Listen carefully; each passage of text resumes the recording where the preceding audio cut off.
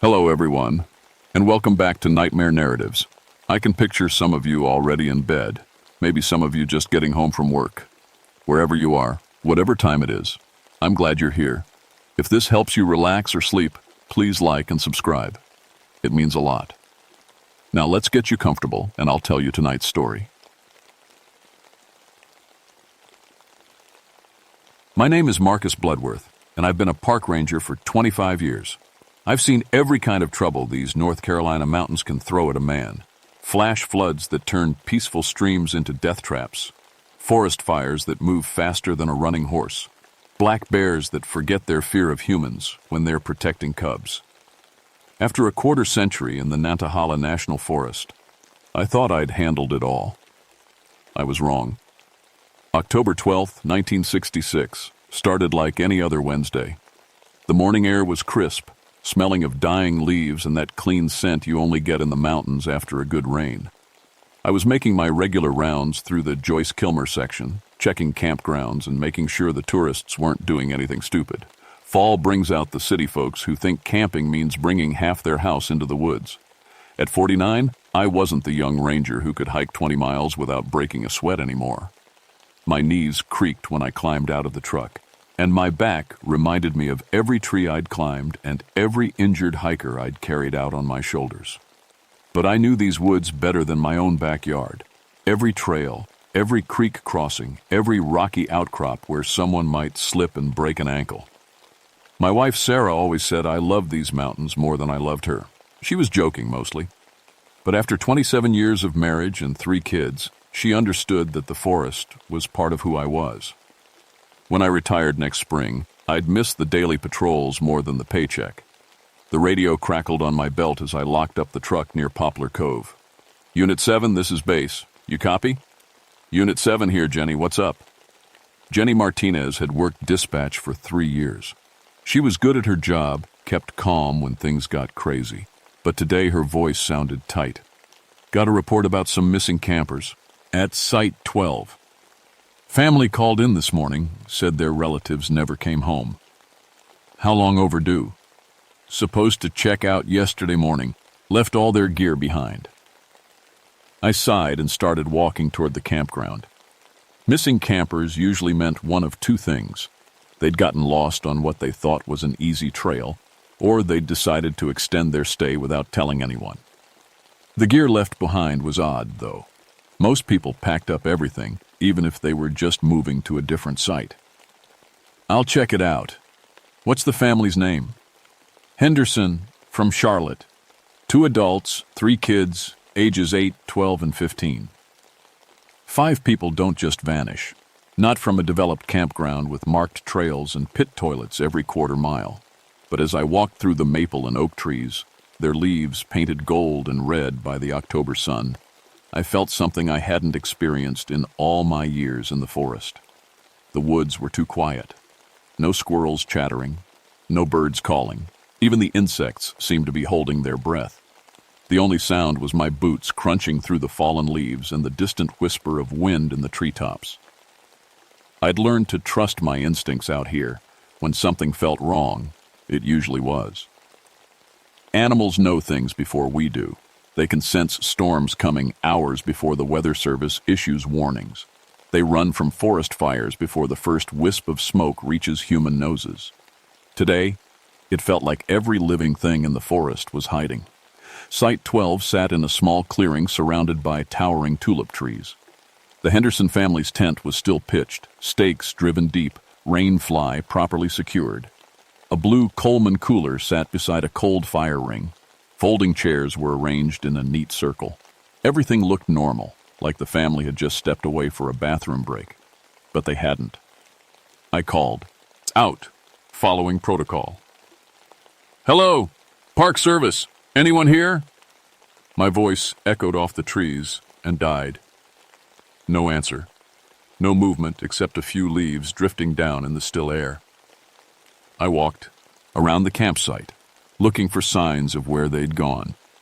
The Hendersons had been neat campers, no trash scattered around, no damage to the vegetation. But there were no footprints leading away from the site either. The ground was soft from recent rain. 5 people walking anywhere should have left clear tracks. They hadn't. Inside the tent, sleeping bags were laid out but not slept in. Clothes were folded in neat piles. A flashlight sat beside a paperback novel, bookmark marking someone's place on page 43. Personal items that people don't leave behind. Wedding rings on the small camp table, a child's stuffed animal, prescription glasses in a hard case. I'd worked enough missing person cases to know the signs. When people leave voluntarily, they take their important stuff. When they're taken against their will, everything gets left behind in a hurry. When they run from danger, belongings get scattered. This was none of those things. This looked like 5 people had simply stopped existing in the middle of their camping trip. I radioed Jenny. Unit 7 to base. I'm at Site 12. Found the Henderson camp, all gear intact, but no sign of the family. Any tracks? That's the strange part. No tracks leading away from the site. It's like they just disappeared. Want me to call the sheriff? I looked around the empty campsite one more time. In 25 years, I'd never seen anything like this. But I'd learned not to jump to conclusions. There was always a logical explanation, even when it wasn't obvious. Give me another hour to search the immediate area. Maybe they went exploring and got turned around. But even as I said it, I knew it wasn't true. The Hendersons had vanished without a trace, and something in these quiet woods was very, very wrong. I spent the next 2 hours searching every trail within a mile of Site 12. Called out the family name "you" until my throat was raw. Checked every creek bed where someone might have slipped and fallen. Looked behind every boulder big enough to hide a person. Nothing. It was past noon when I decided to head back to the truck and call for backup. That's when I saw movement in the trees ahead. A flash of bright blue through the brown and gold leaves. "Hello!" I shouted. "Henderson family?" I jogged toward the movement, boots sliding on wet leaves. Maybe one of them had gotten separated from the group. Kids sometimes wandered off, got curious about something, and didn't realize how far they'd walked. But when I pushed through a stand of young maples, what I found made my blood freeze. A man in a blue jacket stood about 30 yards away, perfectly still, facing away from me. Something was wrong with the way he stood, too rigid, like he was made of wood instead of flesh and bone. "Sir, are you okay?" He didn't turn around, didn't move at all. I walked closer, hand moving instinctively to the radio on my belt. 20 feet away, I could see that his jacket was torn. Dark stains covered the bright blue fabric. "Sir, I'm a park ranger. Are you injured?" When I got close enough to see around him, my legs nearly gave out. The front of the man was gone. Not cut away or torn off. Gone. Like something had reached inside him and scooped out everything from his chest to his knees. But he was still standing, still perfectly balanced, like his body hadn't figured out it was supposed to fall down. I stumbled backward, fighting the urge to vomit. In 25 years, I'd seen bear attacks, hunting accidents, heart attacks, and drownings. But nothing like this. Nothing that defied every law of nature I understood. "Base, this is Unit 7. I need immediate backup at my location, and call the coroner." Jenny's voice crackled back, professional calm even though she could hear the shake in my voice. "What's your situation, Marcus?" I stared at the impossible sight in front of me. How do you explain something that can't exist? "I found one of the missing campers. He's dead, Jenny, but he's still standing up." "Say again?" "Send everyone. Send the sheriff, the state police, whoever you can get. Something's very wrong out here." While I waited for backup, I forced myself to examine the scene. The man, I assumed it was Mr. Henderson based on the age and build, stood in a small clearing between 2 oak trees. No blood on the ground, no signs of a struggle, no tracks except mine. It was like he'd been walking through the forest and something had reached out of thin air and hollowed him out like a pumpkin. But that was impossible. I walked in a wide circle around the body, looking for any clue that might make sense of what I was seeing. That's when I noticed the shimmer. About 10 feet to Henderson's left, the air looked different, like heat waves rising from hot asphalt in summer, but there was no heat source. The shimmer was roughly the size of a doorway, maybe 6 feet tall and 3 feet wide. I stepped closer, and the hair on my arms stood up. The air around the shimmer felt charged, like right before a lightning strike, and there was a smell, metallic and wrong, like blood mixed with ozone. As I watched, the shimmer grew stronger. The distortion spread outward like ripples on water. Through the wavering air, I caught glimpses of something else, another forest, but wrong. The trees were the same species but arranged differently. The light was too red, and in the distance, shapes moved that didn't look like any animal I'd ever seen. Then I heard the screaming. It came from the other side of the shimmer, high and desperate. Human voices, more than one, crying out in terror and pain. The sound cut through the air like broken glass. I reached for my radio, but before I could key the mic, something pushed through the distorted air.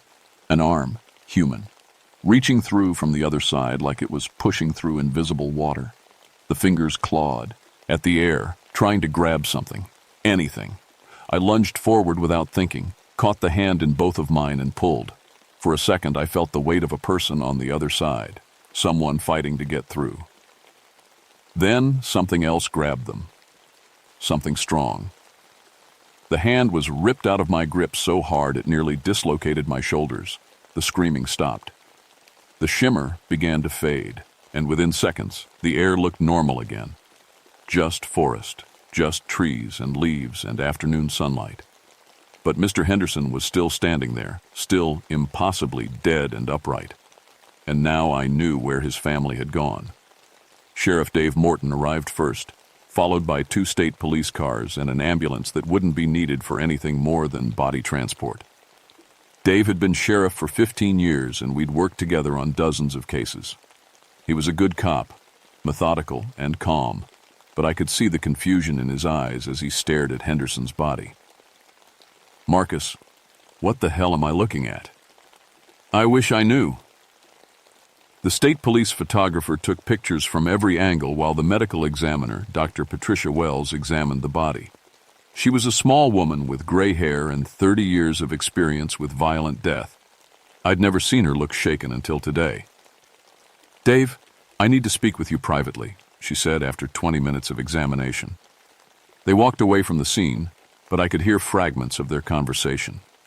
Words like impossible and never seen anything like it and no medical explanation. While they talked, I led one of the state police officers to where the shimmer had appeared. "Right here," I said, pointing to the empty air between the oak trees. There was some kind of distortion, like heat waves, and I heard screaming from the other side. Officer Mike Castellanos was young, maybe 25, fresh out of the ACAD. EMI. He looked at me like I'd lost my mind. "The other side of what?" "I know how it sounds, but something came through here. Something took the rest of the Henderson family." "Came through from where?" "I don't know. Somewhere else? Somewhere wrong." Dave walked back over, his face grim. "Patricia says Henderson died from massive tissue loss, but there's no trauma to explain it. No cuts, no bullet wounds, no animal bites. His organs and muscles are just gone, like they evaporated." "That's impossible," Castellanos said. "Yeah, well, impossible seems to be the theme today," Dave replied. "Marcus, I need you to walk me through everything you saw from the beginning." I told them about finding the empty campsite, tracking the movement through the trees, discovering Henderson's body. When I got to the part about the shimmer and the reaching hand, Dave held up a finger to stop me. "You're saying you saw some kind of doorway in the air?" "I know how it sounds." "And you heard screaming from the other side?" "Multiple voices, in terrible pain." Dave looked at Dr. Wells, who shrugged. "Dave, I've been a medical examiner for 3 decades. Henderson's body violates every law of biology I know. If Marcus says he saw something impossible, maybe we should listen." That's when Officer Castellanos' radio crackled. All units, we have a possible mass casualty incident at Bear Creek Campground. Multiple missing persons, evidence of violence." Bear Creek was 8 miles south. I knew it well, a popular spot for fishing groups and scout troops. Dave and I looked at each other, both thinking the same thing. "Dave, I need to see that scene." "You're not a cop, Marcus. But I know these woods better than anyone, and if this is connected to what happened here..." He nodded grimly. Let's go. The drive to Bear Creek took 15 minutes on winding mountain roads. I used the time to think about what I'd witnessed. The shimmer had looked like a doorway, but a doorway to where? And what kind of creature could hollow out a human being and leave them standing upright? Bear Creek Campground was chaos when we arrived. 3 more police cars, 2 ambulances, and a crowd of park visitors being interviewed by officers. I spotted Jenny Martinez coordinating with the emergency responders. She must have driven up from headquarters. "What's the situation?" Dave asked the lead investigator. 8 missing persons from a fishing group out of Asheville found their campsite about an hour ago. No bodies this time, but plenty of blood. He led us to Site 7, where a group of men had been camping for 3 days. Their gear was scattered like a tornado had hit. Overturned coolers, collapsed tents, folding chairs thrown in all directions. But it was the blood that made my stomach turn. It was everywhere. Splashed across the trees, pooled in the dirt, sprayed across the remains of their tents. Enough blood for 8 men, but no bodies. "Any witnesses?" Dave asked. Family camping 2 sites over heard screaming around dawn. Lasted about 10 minutes, then stopped completely. They thought it was kids playing around until they saw all the blood.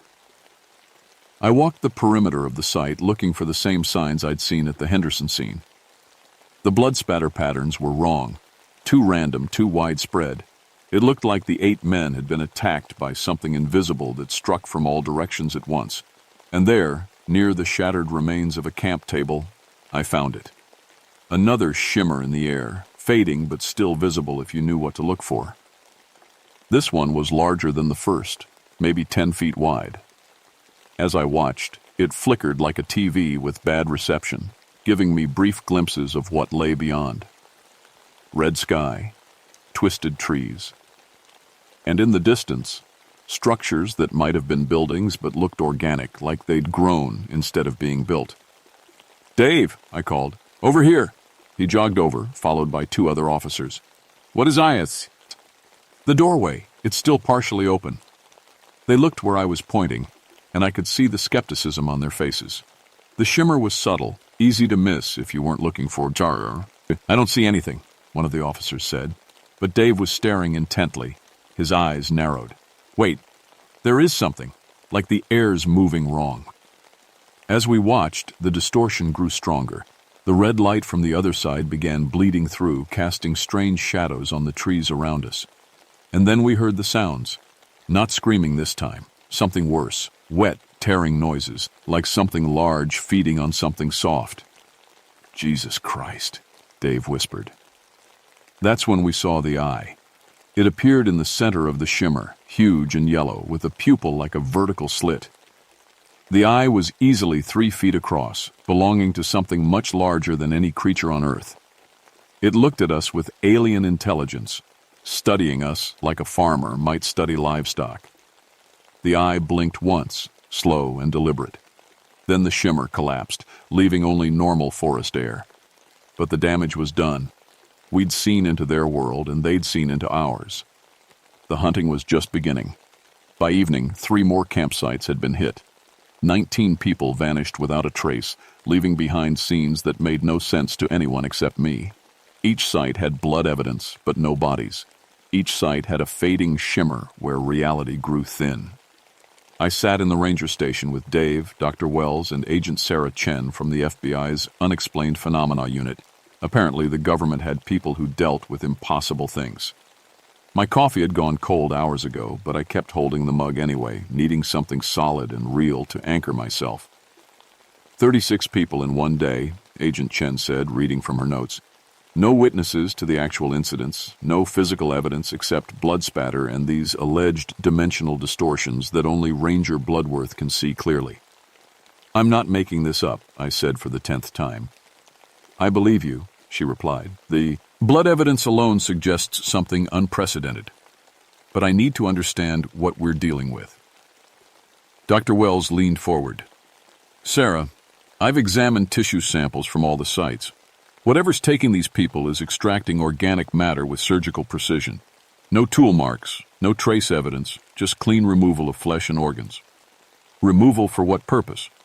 I set down my coffee mug and looked around the room. These were smart people, professionals who'd seen their share of strange cases. But they were trying to apply normal logic to something that existed outside normal reality. "They're farming us," I said quietly. Everyone stopped talking and looked at me. Think about it. They're not killing randomly. They're harvesting, taking people but leaving the campsites mostly intact. They want the locations to remain attractive to new visitors. Agent Chen frowned. Farming implies organization, intelligence. Yeah, and they've been doing this for a while. I've been thinking about all the missing person reports from the past few years. Hikers who disappeared without a trace. Hunters who never came home. We always assumed they got lost or fell off cliffs or ran into bears. "How many?" Dave asked. I pulled out a folder I'd put together while waiting for the FBI. In the past 5 years, 63 people have gone missing in the Nantahala National Forest. 63 people whose bodies were never found. The room went quiet except for the hum of fluorescent lights and the distant sound of police radios. "That's just our forest," I continued. I called rangers in the Pisgah, Cherokee, and Great Smoky Mountains. They've all had unusual numbers of missing persons cases. People vanishing near remote campsites and trailheads. Agent Chen was taking notes furiously. "You're suggesting some kind of coordinated harvesting operation across multiple national forests. I'm suggesting these things have been picking us off slowly for years. But something's changed. They're getting bolder, taking larger groups in broad daylight." That's when Jenny's voice crackled over the radio. All units, we have reports of screaming from Fontana Village. Multiple witnesses." Fontana Village wasn't wilderness. It was a resort community with cabins, a lodge, and a small restaurant. If the entities were attacking there, it meant they'd moved beyond isolated forest sites. "How many people at the village?" Agent Chen asked. "This time of year? Maybe 40 guests plus staff," I said. "We need to evacuate everyone immediately." Dave was already heading for the door. "Marcus, I need you with me. You're the only one who can see these doorway things clearly." The drive to Fontana Village took 30 minutes on dark mountain roads. By the time we arrived, the screaming had stopped, and that silence was more terrifying than any sound. The village looked normal from the outside, warm light glowing in cabin windows, cars parked in neat rows. But as we got closer, I could see that the light in the windows wasn't moving. No shadows passing in front of lamps, no flicker of televisions. The main lodge was completely silent when we entered. The lobby looked like everyone had vanished in the middle of normal activities. A chess game sat half-finished on a corner table. A book lay open on a reading chair. The registration desk had a half-eaten sandwich sitting next to a cup of coffee that was still warm. "Hello?" Dave called out. "Police? Is anyone here?" No answer. Just the quiet hum of the heating system and the tick of an old clock on the mantel. We searched the ground floor systematically. The restaurant had dirty dishes still sitting on tables, meals half-eaten. The kitchen showed signs of interrupted dinner preparation, vegetables chopped and waiting to be cooked, a pot of soup simmering on the stove. 43 people, Dave said, reading from the guest register. 43 people don't just disappear. But they had, and I knew where they'd gone. I found the shimmer in the center of the lodge's main dining room. This one was massive, 15 feet wide, 10 feet tall, stable enough that I could see clearly into the other dimension. The other Earth looked similar to ours, but wrong in every detail. The trees grew in perfect geometric patterns. The grass was too uniform, too green. And scattered across the landscape were structures that looked like barns, but barns designed for harvesting people instead of grain. Through the transparent walls of the nearest structure, I could see them. Human figures moving slowly, mindlessly. Dozens of them, maybe hundreds. They were alive but changed, their movements mechanical and purposeless. And watching over them were the entities themselves. They were large, maybe 12 feet tall, with multiple arms that ended in precise cutting implements. Their heads were bulbous and yellow-eyed, like the eye we'd seen earlier, but attached to bodies that moved with disturbing efficiency. They managed their human herds with the same casual competence that farmers showed with cattle. "Dave," I whispered, "you need to see this." He walked over and looked where I was pointing. His face went pale as the reality of what we were facing sank in. "Those are people in there," he said quietly. "The missing hikers. The vanished families. They're not dead, Dave. They're being farmed." One of the entities turned toward the shimmer, as if it could sense us watching. Its yellow eyes focused on us with predatory intelligence, and it began walking toward the dimensional barrier. "We need to get out of here," Dave said. But I was thinking about something else. In 25 years as a ranger, I'd dealt with every kind of natural disaster. I'd learned that sometimes the only way to save lives was to make hard choices, to sacrifice something valuable to prevent something worse. The entities. East were expanding their operation, becoming bolder, taking more people. If we didn't stop them now, the harvesting would spread beyond the mountains to cities, towns, millions of people. Thought about the emergency demolition charges I kept in my truck for clearing rock slides from roads. High-powered explosives designed to move tons of stone, maybe enough to destabilize the geological formations that seem to anchor these dimensional doorways. "Dave, I need you to call in an evacuation order for the entire national forest. Get everyone out, campers, staff, everyone. What are you thinking?" The entity was almost at the barrier now, its cutting arms extended, ready to push through into our world. "I'm thinking it's time to close the door." The evacuation took 6 hours.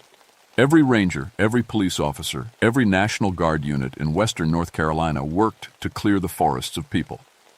We told them it was a gas leak from a military accident. Not entirely a lie, considering what I was about to do. By dawn, I was alone in the Joyce-Kilmer section with 50 pounds of demolition charges and a lifetime of knowledge about these mountains' geological structure. The shimmers were appearing everywhere now, dozens of them, as the entities prepared for a large-scale harvest. I'd called Sarah that morning, told her I loved her, told her I was proud of our kids, told her not to worry if I didn't make it home. She'd cried and asked me what I meant, but I couldn't explain. How do you tell someone that you're about to blow up half a mountain to save humanity from interdimensional farmers? The charges had to be placed precisely. The entity's doorways seemed to anchor at points where the rock formations created natural stress patterns, places where the Earth's crust was already under pressure. If I could destabilize those anchor points simultaneously, the geological upheaval might seal the rifts permanently. I worked through the morning, placing explosives at calculated points along the ridgeline. The shimmers were getting stronger, more stable. Through them, I could see the entities mobilizing for what looked like a full invasion. Hundreds of them, maybe thousands, gathering at the barriers between worlds. By noon, I had the charges set. A single remote detonator would trigger them all, bringing down 3 square miles of mountainside in a controlled avalanche that would reshape the entire valley. I was hiking back to the detonation point when I heard the screaming again. But this time, it was coming from our side. A family had ignored the evacuation order. Parents and 2 small children who'd been camping in a remote site and never got the message. They were running through the trees, terror on their faces, something invisible pursuing them. I could see the shimmer moving through the forest like a predatory wave, carrying entities from the other dimension. The family had maybe 2 minutes before they were caught. I keyed the detonator and looked at the red button that would end this. If I waited for the family to reach safety, the entities would have time to establish more stable doorways. They might be able to maintain their invasion even after the geological disruption. But if I triggered the charges now, the family would be caught in the avalanche. 25 years as a ranger had taught me that sometimes there are no good choices. Sometimes you have to choose between bad and worse. I thought about the human farms I'd seen through the dimensional barriers. The thousands of people already trapped in that nightmarish reality. The millions more who would follow if these creatures succeeded in their invasion. "I'm sorry," I whispered to the running family. I pressed the button. The sound was like the earth screaming. 50 simultaneous explosions ripped through the mountainside, sending tons of stone tumbling into the valleys. The ground bucked under my feet like a living thing, and I was thrown flat as the avalanche roared. It passed me. The shimmers winked out one by one as their anchor points were destroyed.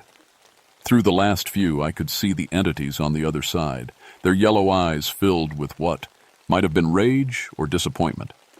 Then the barriers collapsed completely, severing the connection between dimensions.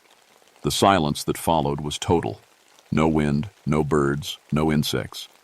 Just the settling sounds of displaced stone and the ringing in my ears from the explosions. I found the family 3 hours later, buried but alive in a pocket formed by 2 fallen trees. The children were unconscious but breathing. The parents had broken bones but would survive. They were airlifted to a hospital in Asheville and told they'd been caught in a natural landslide. The official report blamed the geological instability on decades of underground mining operations and recent heavy rains. The missing persons cases were attributed to the same landslide, unfortunate victims who'd been camping in the wrong place at the wrong time. Agent Chen and I met once more 6 months later at a coffee shop in Charlotte. She looked tired, older than her years. "The disappearances have stopped," she said without preamble. "Good." Completely stopped. Not just in North Carolina, but across the entire Appalachian region. 67-year pattern of missing persons cases ended overnight. Patterns end. She leaned forward. "Marcus, we both know what really happened up there. The question is whether it's truly over." I thought about that morning in the forest, watching the dimensional barriers collapse. But I also thought about the entities I'd seen, their advanced technology, their organized society. Earth was just one world among many, and creatures that sophisticated probably had more than one way to travel between dimensions. "For now," I said. "But Agent Chen, you might want to keep monitoring those missing person statistics. And if they start rising again in any mountain range anywhere in the world, you think they might try again? I think we taste good to them. And farmers are persistent." I retired 3 months early and moved with Sarah to Florida, far from any mountains where the Earth's crust might grow thin. But I still wake up sometimes in the middle of the night, listening for sounds that don't belong, watching for shimmers in the air that might mean the barriers are weakening again. Because somewhere out there, in a dimension where humans are livestock and Earth is just another ranch, the entities are probably planning their next harvest, and next time, they'll be ready for us.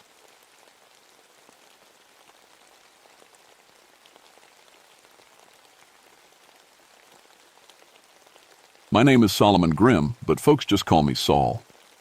I've been a ranger in Jefferson National Forest for 18 years now, and I thought I'd seen everything these Virginia mountains could throw at me. Bears, wildcats, poachers, lost hikers, you name it, I've dealt with it. Before this job, I spent 12 years in the Marines as a sniper. 2 tours overseas taught me that a good shot can solve most problems, and anything that bleeds can be stopped with the right bullet. I live alone in a cabin near Mount Rogers, about 20 miles from the nearest town. It's October 1972, and the leaves are turning that perfect Virginia gold that brings all the city folks up here with their cameras. Most days, I like the quiet. Just me, my rifle, and the forest that's been my home longer than anywhere else. The radio crackled to life at 6:15 a.m. on what started as an ordinary Tuesday. "Saul, you there? We got a situation up at Pine Ridge Camp." That was Martha, our dispatcher. Her voice sounded different, shaky in a way I'd never heard before. I grabbed the radio from my kitchen table. "Go ahead, Martha. Sheriff wants you up there right away. Says to bring your rifle and... Soul, he says to bring body bags. Lots of them." "How many we talking about?" The silence stretched so long I thought the radio had died. Then Martha's voice came back, barely a whisper. 17, Saul. All of them." Pine Ridge was a hunting camp about 10 miles north of my place. Popular spot for groups coming up from Richmond and Norfolk. Rich guys mostly, doctors and lawyers who wanted to play mountain man for a weekend. I'd been up there before to help track wounded deer or settle disputes about hunting licenses. I loaded my truck with everything Martha mentioned, plus some extra supplies. Medical kit, camera for evidence, rope, flashlight. In 18 years of ranger work, I'd found 3 dead bodies total. 2 heart attacks and 1 hunting accident. 17 was, well, that was something else entirely. The drive up to Pine Ridge took me along Timber Ridge Road, a winding dirt path that follows Whitetop Creek. Usually it's peaceful, just the sound of water running over rocks and wind moving through the pines. But that morning, something felt wrong. The forest was too quiet. No bird songs, no squirrel chatter. Even the creek seemed muffled. About halfway there, I noticed something odd. Fresh tire tracks in the mud, but not from any vehicle I recognized. The treads were wrong, too wide, too deep, like something incredibly heavy had pressed them into the earth. And they didn't follow the road. They cut straight through the forest, going from tree to tree in a perfectly straight line. I stopped the truck and got out to look closer. The tracks were definitely fresh, made sometime after last night's rain. But what kind of machine could drive straight through dense forest without getting stuck or damaged? And why would anyone do that? Getting back in the truck, I noticed my hands were shaking a little. Not from cold, it was a warm October morning. Something about those tracks, about the silence in the forest, was getting under my skin. In Vietnam, we learned to trust that feeling. When something feels wrong, it usually is. The rest of the drive passed without incident, but the wrongness kept growing. No animals anywhere, no insects buzzing. Even the wind had stopped. It was like the whole mountain was holding its breath. I could smell Pine Ridge Camp before I could see it. Sweet, thick smell that reminded me of the field hospitals overseas. When I finally rounded the last bend and the camp came into view, I had to stop the truck and sit there for a minute, trying to make sense of what I was seeing. Sheriff Williams was standing next to 3 other men I didn't recognize. Government types by their look. Dark suits, despite the mountain location, serious faces, expensive shoes already muddy from the forest floor. One of them had a camera with a telephoto, lens bigger than my rifle scope. "Saul!" Sheriff Williams waved me over. He was a good man, someone I'd worked with many times over the years, but his face was pale as November frost and his hands wouldn't stop moving, adjusting his hat, checking his radio, fidgeting with his badge. "What we got here, Sheriff?" He gestured toward the main cabin. "See for yourself. But Saul, I gotta warn you. I've been doing this job for 26 years, and I ain't never seen nothing like this." The main cabin at Pine Ridge Camp was a sturdy log structure with a wide front porch and 3 smaller bunk cabins arranged around it in a horseshoe pattern. From the outside, everything looked normal. Trucks parked in neat rows, camping gear still laid out to dry from the previous day's rain, coffee pots still sitting on the porch table. But when I got closer, I could see what had Sheriff Williams so shaken up. The screaming. Not current screaming. These sounds were older, soaked into the wood itself. You know how sometimes you can walk into a house and feel that something bad happened there? This was like that, but 100 times stronger. The very air around those cabins felt thick with terror. "They're all inside," Sheriff Williams said, his voice barely steady. "We haven't moved anything, waiting for you and these federal boys to document everything first." One of the government men stepped forward. He was tall and thin with gray hair cut military short. "Agent Morrison, FBI. We got a call about unusual circumstances surrounding multiple deaths. What's your assessment of the situation, Ranger Grimm?" I looked at Morrison, then at the sheriff. "Haven't been inside yet. What exactly are we dealing with?" Sheriff Williams swallowed hard. "Saul, you know I'm not a man who scares easy. Been to war, seen car accidents, house fires, all sorts of terrible things. But this..." He shook his head. "Deus, this ain't natural." We walked toward the main cabin together. As we got closer, I noticed more strange details. The front door was standing wide open, but there were no signs of forced entry. No broken wood, no scratches on the door frame. Whatever happened here, the victims had either let it in willingly or it didn't need doors. "When did you find them?" I asked. "This morning around 5. Camp owner comes up every Tuesday to check on things during hunting season. He called us from the payphone down at Miller's store, said he couldn't get close enough to see what was wrong, but he knew something was bad." Agent Morrison was taking pictures of everything. The undisturbed camp chairs, the cold fire pit, the hunting rifles still leaning against the porch rail. No signs of struggle outside the cabins, he noted. Whatever happened, it happened fast. I stepped onto the porch and immediately felt the wrongness intensify. The wood creaked under my boots, but the sound was different. Heavier somehow, like the boards themselves were weighted down with dread. "Sheriff, how many men were supposed to be here?" 17. Same group comes up every October for the past 5 years. Doctors and lawyers from Richmond. Dr. Patterson organized it. He's been coming to these mountains since he was a boy. The smell was stronger on the porch. Not just that hospital smell I'd noticed earlier, but something else underneath it. Something organic and wrong, like meat left too long in the sun. I pushed open the screen door and stepped inside. The main room was set up for a large group, long wooden tables arranged in a U-shape, camping chairs scattered around, playing cards still laying on one table next to empty beer bottles. A fire had burned down to cold ashes in the stone fireplace. Everything looked normal until I looked closer at the chairs. Each chair had dark stains on the sea, at and back. Not blood. The color was wrong for that. These stains were darker, almost black, and they had a greasy quality that made my stomach turn. "They're in the back room, Sheriff," Williams said quietly. "All of them." Agent Morrison was documenting everything with his camera, but I could see his hands were shaking slightly. Even federal agents aren't prepared for everything. We moved through the main room toward a door marked storage. Sheriff Williams reached for the handle, then stopped. "Sol, I need to tell you something before you see this. What's in there? It ain't right. It ain't natural. And once you see it, you can't unsee it." I nodded. In Vietnam, I'd seen plenty of things that weren't right or natural. Dead men walking through rice fields, shadows moving wrong in the jungle, sounds that came from nowhere and everywhere at once. Sometimes, the world shows you things that don't fit into normal thinking. "Let's get this done," I said. Sheriff Williams opened the door. The smell hit me first, that sweet, thick hospital smell mixed with something else. Something alive. The storage room had been cleared out to make space, and 17 men were arranged in a rough circle on the wooden floor. But they weren't dead. They weren't alive either. Each man was... I still don't have good words for it.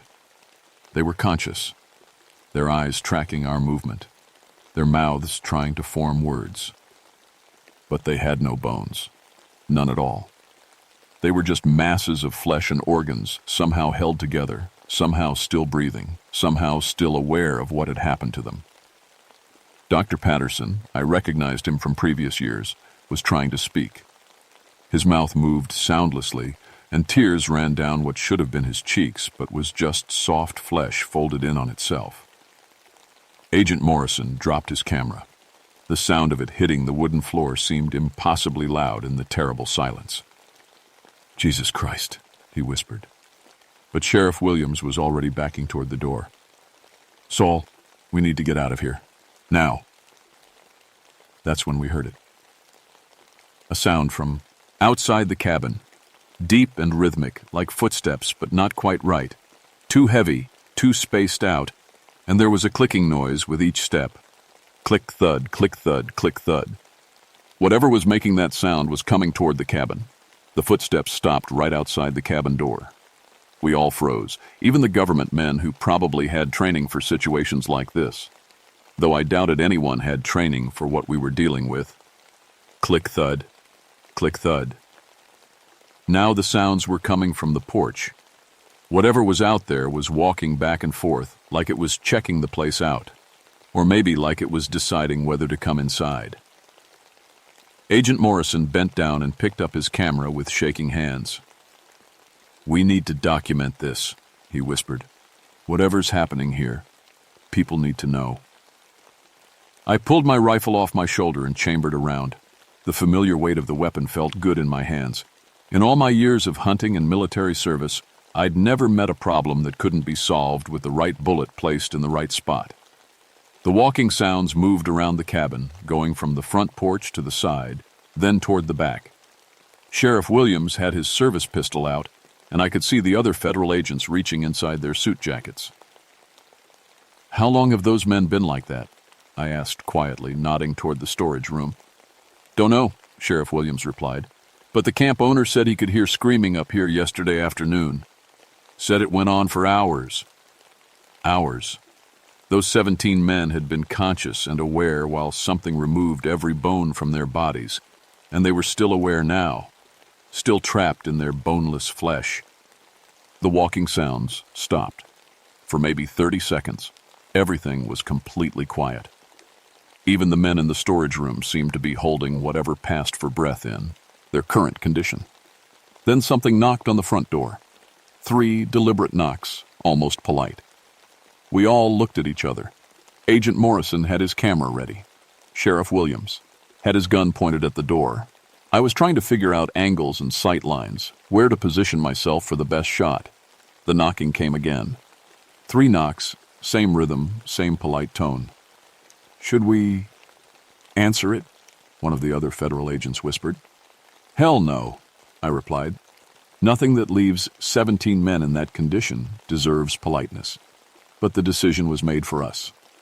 The door opened. I expected to see some kind of monster, some creature from nightmares or old stories. Instead, a man walked in. He was tall, maybe 6.5 feet, wearing a park ranger uniform that looked exactly like mine. He had a normal face, brown hair, regulation boots, except for his eyes. His eyes were completely black, like looking into deep water at night. "Afternoon, gentlemen," he said in a perfectly normal voice. "I understand you found something unusual here." Agent Morrison raised his camera, but the thing that looked like a ranger held up one hand. "I wouldn't do that if I were you." The camera fell apart in Morrison's hands. Not broken. It just came apart, piece by piece, like someone was taking it apart with invisible tools. Screws, springs, lens pieces, all of it falling to the floor in a neat pile. "Now then," the ranger thing said, "I believe you've been examining my work. What do you think?" Sheriff Williams found his voice first. "What are you? What did you do to those men?" The thing smiled, showing perfectly normal teeth. "I'm a collector, Sheriff Williams. I collect bones. Human bones are particularly useful. They hold memories, experiences, knowledge. Those gentlemen provided me with very valuable materials." It walked further into the cabin, moving with normal human steps. But now I could see that the floor creaked wrong under its feet, like it weighed much more than it appeared to. "The process takes time," it continued, sounding almost conversational. "Removing the bones while keeping the flesh alive requires precision. Too fast, and they die before I can extract everything. Too slow, and they go into shock and become useless. I had my rifle trained on its center mass, but something told me bullets might not be effective. Still, it was all I had." "Ranger Grimm," it said, turning those black eyes toward me. 18 years of service, 12 years military before that. Sniper training. You're thinking about taking a shot." The thought had crossed my mind. You're welcome to try. But you should know that bullets can't damage something that doesn't really have a body. To prove its point, the thing reached up and pulled off its own head, just lifted it right off its shoulders and held it up like a hat. The head kept talking. "You see, gentlemen, I'm not actually here. This is just borrowed form, borrowed materials. The real me is much larger and currently occupied with construction projects." It put its head back on, straightening the collar of its ranger uniform. "Construction projects?" Agent Morrison managed to ask. "Oh yes, those bones I collected? I'm building things with them, wonderful things. An army, actually. Soldiers made from human skeletons, but with all the knowledge and training those skeletons once contained." The thing walked over to the storage room and gestured toward the boneless men. "Dr. Patterson there was a surgeon for 30 years. His finger bones remember every operation. Mr. Collins was a mechanical engineer. His skull holds the knowledge of building bridges and buildings. Captain Morrison, yes, Agent Morrison, that's your brother in there, Spent 20 years in the Army. His leg bones remember how to march in formation. Agent Morrison made a choking sound. I could see him staring at one of the flesh masses, recognizing something in what remained of the face. "You're builded, Pam? An army out of dead people?" I asked.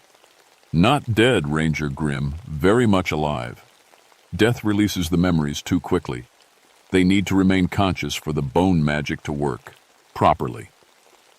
The thing looked pleased with itself.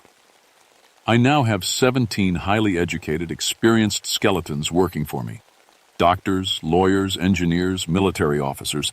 Each one retains the knowledge and skills of its original owner. Sheriff Williams was backing toward the door. "We need to get word out. People need to know." "Oh, people will know soon enough. My army is nearly complete. 17 new soldiers today, but I have hundreds more already active. Every cemetery and morgue in 3 counties has contributed to my cause." The thing gestured toward the window, and I could see movement in the forest beyond. Shapes walking between the trees, but walking wrong. Too stiff, too coordinated. They're patrolling the area now, making sure no one interferes with my work. Soon we'll move on to larger population centers. Think of the knowledge I could gain from a whole city full of bones. That's when I pulled the trigger. The bullet went right through where the thing's chest should have been and punched a hole in the wooden wall behind it. The ranger thing looked down at the hole, then back at me. As I said, Ranger Grimm, bullets don't work on something that isn't really there. But something had changed. The thing's form was flickering now, like a TV with bad reception. Whatever it was using to maintain this appearance was getting harder to hold together. "However," it said, its voice starting to sound different, "you've made things more difficult. I'll have to cut this conversation short." The ranger thing began to dissolve, starting from the feet up. As it faded, its voice changed from human to something else, something that sounded like wind blowing through hollow bones.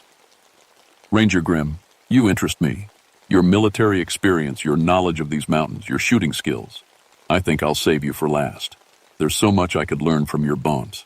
And then it was gone, leaving only the smell of old graves and the sound of something large moving away through the forest outside. We got the 17 boneless men to the hospital in Abingdon, though I'm not sure what the doctors there could do for them. Each one was still conscious, still aware, trapped in flesh that couldn't move or speak properly. The sight of them being loaded into ambulances, 17 stretchers carrying what looked like bags of meat with human eyes, would stay with me forever. Agent Morrison confirmed that one of the victims was indeed his brother, a retired Army captain. That made things personal for the federal boys, which meant resources started flowing in fast. By that evening, we had military helicopters circling the forest and special operations teams setting up a command post at the ranger station. But I knew it wouldn't be enough. Over the next 3 days, reports came in from all over southwestern Virginia. Cemeteries found empty, graves dug up from the inside. Morgues broken into, but nothing stolen except the bodies. And sightings. People reporting figures walking through the forest at night, moving in perfect military formation.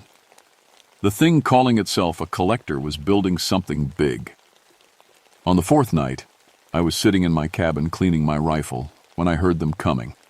Not trying to hide, not sneaking around, just walking up my road in formation, their bone feet making that distinctive click-thud sound on the gravel. I looked out my front window and saw them clearly for the first time.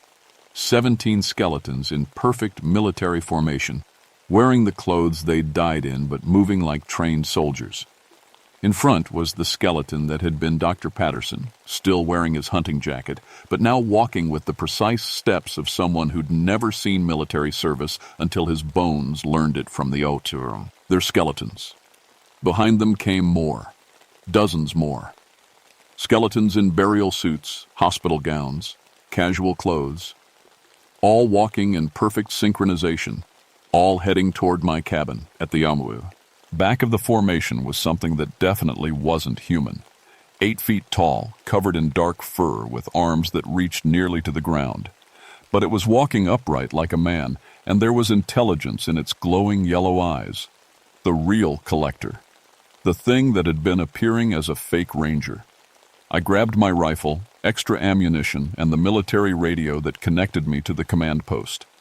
Time to see if 18 years of ranger work and 12 years of military training were enough to stop a supernatural army. The formation stopped about 50 yards from my cabin, close enough that I could see the details I wished I couldn't. Dr. Patterson's skeleton still wore his wedding ring, the gold band somehow staying on finger bones that no longer had flesh. Captain Morrison's skeleton wore his army dress uniform, medals still pinned to ribs that were clearly visible through the fabric. The creature at the back stepped forward. When it spoke, its voice carried across the distance like it was standing right next to me. "Ranger Grimm, I told you I'd save you for last." I opened the window and aimed my rifle. "Yeah, well, I'm not ready to be saved just yet. Your bullets can't harm me as I demonstrated before." "Maybe not, but I bet they can do some damage to your collection." I fired 3 quick shots at the skeleton formation. My bullets shattered 2 skulls and destroyed the rib cage of a 3rd skeleton. Those 3 collapsed immediately, becoming just piles of broken bone. The creature roared, a sound like wind howling through a cave system. "You cannot destroy what I have built. Each skeleton contains years of knowledge and experience." "Then I guess you better stop me." What followed was the strangest battle of my life. The skeletons moved like trained soldiers, taking cover behind trees, flanking around my cabin, coordinating their attacks. But they were still just bones held together by supernatural force. My bullets could shatter them, and my military training gave me advantages they hadn't expected. I moved from window to window, picking off skeletons with carefully aimed shots. Each one I destroyed seemed to enrage the creature more. It kept roaring orders in a language I didn't recognize, trying to coordinate its army like a general in a real battle. But there were too many of them. After 20 minutes of fighting, I was down to my last magazine. The skeletons had surrounded my cabin and were starting to break through the windows. My radio crackled with voices from the command post. They were sending helicopters, but it would take time I didn't have. That's when I remembered the propane tank behind my cabin, the one I used for my cook stove and lanterns. 50 gallons of liquid propane, enough to level half the mountain if it went up all at once. I grabbed my last flare from the emergency kit and kicked open my back door. The creature was standing right there waiting for me. Up close, it was even more horrible than I'd imagined. Ancient fur covered in grave dirt, hands that ended in claws longer than my fingers, and those yellow eyes that seemed to look right through me. "Your bones will be the centerpiece of my collection, Ranger Grimm. A man who spent his life protecting these mountains, now serving as the foundation for their conquest." "Sorry to disappoint you," I said, pulling the pin on the flare. "But I got other plans." I threw the flare toward the propane tank and dove behind a pile of firewood. The explosion lit up the whole mountain. 50 gallons of propane going off all at once creates a fireball that can be seen for miles. Every skeleton within 100 yards was instantly vaporized. Trees were knocked flat. The shockwave shattered windows in town 20 miles away. But when the smoke cleared and the ringing in my ears stopped, the creature was still standing, burned, missing patches of fur, clearly damaged, but still standing. "Ranger Grimm," it said, its voice now harsh and crackling. "You have cost me valuable materials. But you have also shown me why your bones will be so useful. Such tactical thinking, such willingness to sacrifice. Yes, you will make an excellent addition to my collection." It started walking toward me, and I realized I was out of options. No more ammunition, no more explosives, no more tricks. Just me and something that had survived a propane tank explosion. That's when the helicopters arrived. Military attack helicopters, the kind I'd called in airstrikes from during my tours overseas. They lit up the creature with machine gun fire and rockets, turning the area around my destroyed cabin into a war zone. But I could see it wasn't enough. The creature was damaged, slowed down, but not stopped. It roared at the helicopters and began climbing toward higher ground, moving deeper into the forest where the aircraft couldn't follow as easily. I grabbed the radio from where it had been thrown by the explosion. "Command post, this is Grimm. The target is heading north toward the old mine shafts. You need to evacuate everyone within 10 miles. This thing isn't done yet." The government boys did their best to keep the story quiet, but you can't hide military helicopters and explosions from people who live in the mountains. The official story was a gas leak explosion at my cabin, with some kind of terrorist activity that required military response. Most folks believed it, or at least pretended to. I spent 2 weeks in the hospital getting treated for burns and shrapnel wounds. During that time, teams of specialists combed through the forest, collecting bone fragments and trying to identify all the skeletons that had been destroyed. They found remains from over 200 people, bodies stolen from cemeteries and morgues across 3 states. The 17 boneless victims from Pine Ridge Camp never recovered. The doctors tried everything, but there's no medical procedure for replacing someone's entire skeleton. They lived for another month before their organs finally gave out. Agent Morrison sat by his brother's bedside every day until the end. I heard he retired from the FBI after that. As for the creature, the bone collector, it disappeared into the deep forest. Search teams found tracks leading toward the old abandoned mine shafts in the most remote part of the national forest, but the trail went cold at the entrance to a mine that had been sealed for 40 years. Sometimes at night, hikers still report hearing sounds from that area. Clicking sounds like bone hitting stone. And occasionally someone finds animal bones arranged in strange patterns or discovers that graves in remote mountain cemeteries have been disturbed. I got a new cabin farther from the deep forest, kept my rifle close and made sure I always had plenty of ammunition. The government offered me early retirement with full benefits, but I turned it down. These mountains are my responsibility, and I know there are things living in them that most people couldn't handle. About 6 months after the incident, I was checking on a campsite when I found something that made my blood run cold. 17 small piles of bones arranged in a perfect circle. Human bones, but tiny ones. Children's bones. They were arranged too carefully to be natural, too precisely to be the work of animals. I called it in to the command post, but by the time the specialists arrived, the bones were gone. No tracks, no signs of disturbance. Just empty ground where the piles had been. That night, I sat on my porch with my rifle across my knees and watched the tree line until dawn. I didn't see anything, but I felt watched. Something was out there in the darkness. Something that remembered me. The bone collector was still active, still building its army. But now it was being more careful, staying deeper in the forest, taking only what it needed from places where the disappearances wouldn't be noticed immediately. I know it's still out. There because sometimes, when the wind is right, I can hear them marching. The click-thud of skeleton feet moving through the forest in military formation, getting organized, getting ready for something. People ask me sometimes why I stay out here, why I don't take that early retirement and move somewhere safe. But there is nowhere safe, not really. The world is full of things that most people never see, things that hide in the spaces between normal life and the impossible. My name is Solomon Grimm, and I've been protecting these mountains for 18 years. Some threats you can stop with a bullet. Others you can slow down with explosives and military firepower. But some threats you can only watch for and try to be ready when they finally decide to show themselves again. In the deep forest, something is building an army of bones. And when it's ready, when it has enough soldiers made from the skeletons of the dead, it will march out of the mountains and into the world of the living. I'll be waiting, because that's what rangers do. We watch the wild places where normal people don't go, and we try to keep the darkness from spreading into the light, even when we know we might not be enough to stop it, even when we know that some battles can only be delayed, not won. The bone collector is patient. It has all the time in the world, but so do I.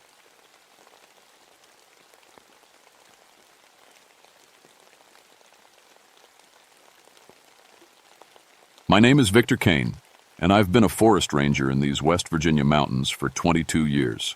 I've tracked every kind of animal you can think of: bears, wolves, wild cats, even mountain lions that wandered down from up north. After Korea, I came back home to Canaan Valley, where my family's been living since before the Civil War. My wife, Sarah, died 3 years back from cancer, so now it's just me and my 3 hunting dogs in that little cabin by Blackwater Falls. Folks around here call me when they got trouble with predators killing their livestock. I know these woods better than the back of my hand. Every trail, every cave, every creek that runs through the Monongahela forest. In all my years, I never seen a track I couldn't identify or a kill I couldn't explain. That's what made me good at my job. It was October 15th, 1963, when everything changed. The leaves were turning gold and red, and there was that crisp smell in the air that comes right before the first snow. I was checking fence lines near the old logging roads when my radio crackled to life. "Victor, you there?" It was Sheriff Morrison from Tucker County. His voice sounded strange, kind of shaky. "I'm here, Bill. What's going on?" "We need you up at the Hendricks place. Something got to them last night." The Hendricks family lived in a farmhouse about 5 miles from my cabin. Good people. Tom Hendricks raised cattle and his wife Mary kept chickens. They had 3 kids, 2 boys and a little girl named Amy, who couldn't have been more than 5 years old. "Bear attack?" I asked, already heading back to my truck. "Victor, just get up here fast and bring your rifle." The tone in his voice made my stomach clench. In 22 years, I'd never heard Bill Morrison sound scared. I drove up the winding dirt road with my windows down, listening to the forest. Something felt wrong. The birds weren't singing, and I didn't see a single squirrel or chipmunk. Even my dogs in the back of the truck were whimpering and pressed against each other.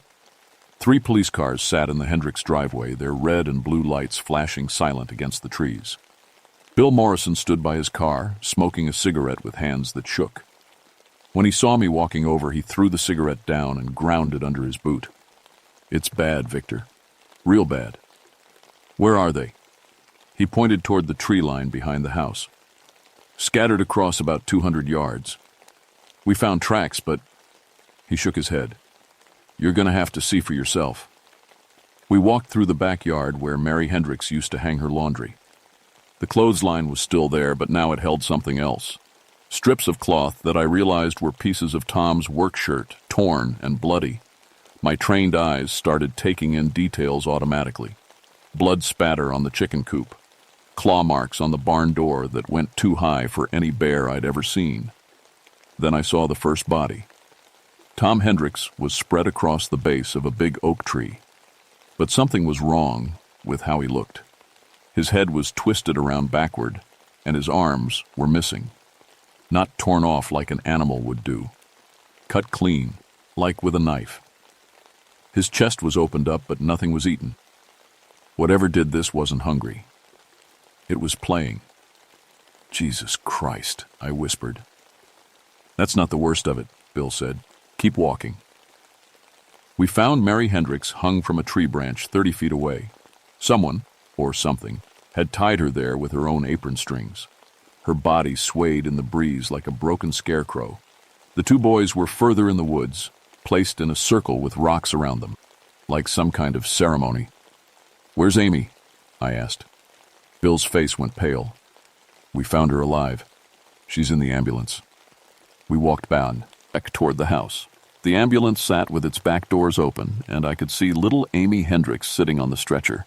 She was holding something in her small hands, and when I got closer, I realized it was her daddy's scalp. The strangest part was the sound she was making, not crying or screaming like you'd expect from a child who just lost her family. She was growling, low animal sounds from deep in her throat. When she saw me, she bared her teeth and snarled.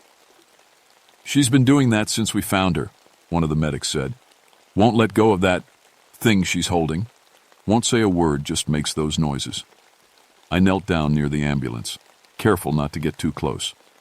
"Amy, honey, it's Mr. Kane. You know me. I helped your daddy fix his fence last summer." She looked at me with eyes that seemed way too old for a 5-year-old girl. Then she threw back her head and let out a sound that made every hair on my body stand up. It was part howl, part scream, and part something else I couldn't name. "What kind of animal could do this?" Bill asked me. I walked back to where the bodies were and got down on my hands and knees to look at the tracks. The ground was soft from recent rain, so the prints were clear. What I saw didn't make sense. They looked like wolf tracks, but huge.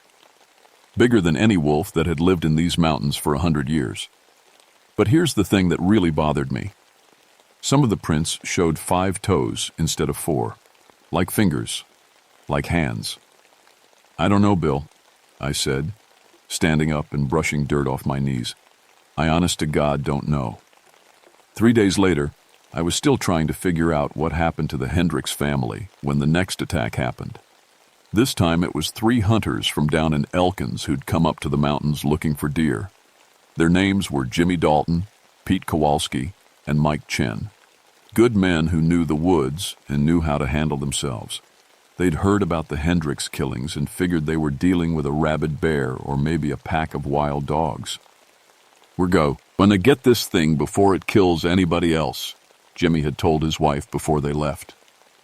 I found them on the morning of October 18th, high up in the branches of 3 different trees, 40 feet off the ground, which was impossible unless something had thrown them up there.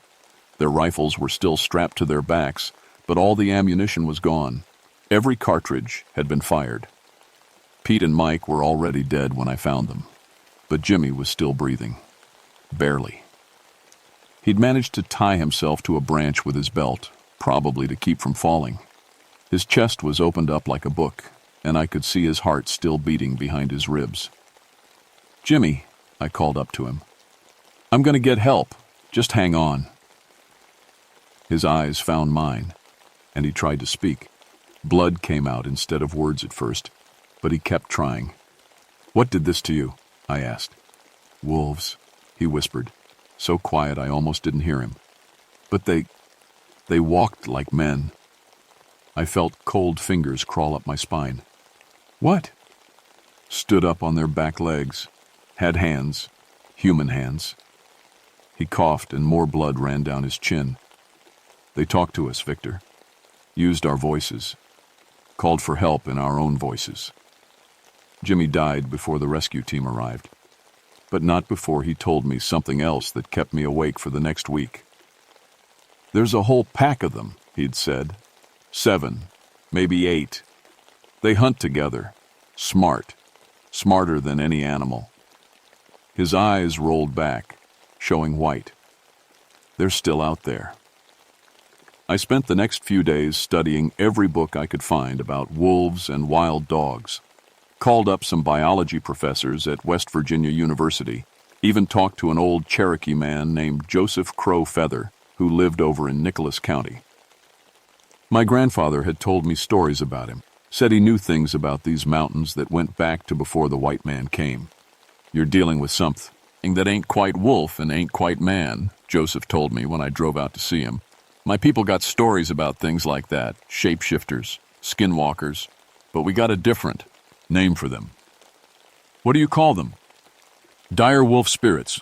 They've been sleeping in these mountains for a long time, waiting for the right moment to wake up. Something disturbed them. I didn't put much stock in ghost stories, but I was running out of practical explanations. These weren't normal animal attacks. The way the bodies were arranged, the surgical precision of the cuts, the fact that nothing was eaten, it all pointed to something with human intelligence. How do you kill something like that? I asked Joseph. He gave me a look that was half pity, half fear. You don't kill them, Ranger Man. You run. You run far and you run fast, and you pray they don't follow you. But running wasn't in my nature. I'd tracked down every dangerous animal in these mountains for 22 years.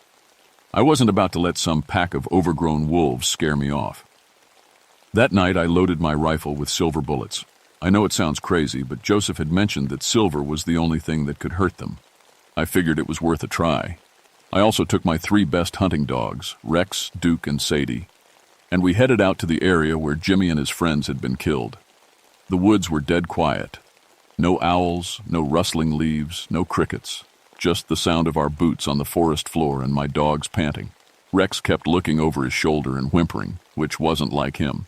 That dog had faced down bears without flinching. We were about 2 miles from where I'd found the hunters when Duke suddenly stopped and growled. The hair on his back stood straight up, and he was staring at something in the trees ahead of us. I raised my rifle and flicked on my flashlight. The beam cut through the darkness, showing nothing but empty forest. But I could feel something watching us. The air itself felt thick and wrong, like the pressure you get before a bad storm. Then I heard it. Voice calling from deeper in the woods. "Help me! Please, somebody help me!" It sounded like Jimmy Dalton, but Jimmy Dalton was dead. I'd watched them load his body into the coroner's van that morning. "Victor, help me, I'm hurt!" My dogs were backing up now, their tails between their legs. Sadie was actually shaking. In 10 years of hunting together, I'd never seen her scared of anything. The voice came again, closer this time. "Victor, please, it's Jimmy. I'm lost." That's when I realized what was happening. Whatever killed Jimmy had somehow learned his voice, was using it to try to lure me deeper into the woods. I backed away slowly, keeping my rifle ready. "Come on, boys," I whispered to my dogs. "We're getting out of here." But as we turned to leave, I saw them. Yellow eyes in the darkness, reflecting my flashlight like mirror. Not just 2 eyes. 6, 8, 10. A whole circle of them surrounding us. And then they started laughing. Human laughter, but wrong somehow. Too deep, too rough. The sound of men laughing with wolf throats. We ran. I'm not ashamed to admit it. We ran back to the truck as fast as our legs could carry us. And we didn't stop until we were back in town with the doors locked and the lights on. But I knew this wasn't over. Whatever was out there in those mountains, it was just getting started. The state police showed up 2 days later. 6 troopers in 3 cars, led by a sergeant named Murphy, who thought he knew everything about handling dangerous animals. They set up a command post at the old fire station and started talking about organized hunts and bringing in helicopters. I tried to warn them, told them about Jimmy's last words, about the voices in the woods, about those yellow eyes watching us. Murphy just looked at me like I'd been drinking. "Ranger Kane, I appreciate your concern, but we're dealing with a pack of feral dogs here. Maybe some wolves that wandered down from Canada. Nothing a few good rifles can't handle." They went out on October 22nd, just as the sun was setting. Murphy and Trooper Collins took the north trail, while Troopers Baker and Williams headed south. They had radios, good equipment, and enough ammunition to stop a small army. I found them the next morning. Murphy and Collins were still in their patrol car, but the car was flipped upside down at the bottom of a ravine. Both men were inside, or what was left of them. Their service weapons were empty. 48 rounds fired between the two of them. The windshield was shattered from the inside, covered in claw marks that went through the safety glass like it was paper. Baker and Williams were worse. I found them hung from a tree branch by their own handcuffs, stripped naked and carved up like Thanksgiving turkeys. Someone had written words on the bark next to them. Not in English, strange symbols that looked almost like letters but weren't quite right. When Joseph Crow Feather came to look at the symbols, his face went white. "Territory markers," he said. "They're claiming this whole area as their hunting ground." What do the words say? Blood for the pack, meat for the young, fear for the spirits. He backed away from the tree. "Victor, you got to understand, these ain't just animals anymore. They're organizing, building something." The state police called in the National Guard after that. 30 soldiers with automatic weapons, night vision equipment, and helicopters. The commanding officer, Colonel Hayes, was a straight-talking man who listened when I told him what we were dealing with. "How many are we looking at?" he asked.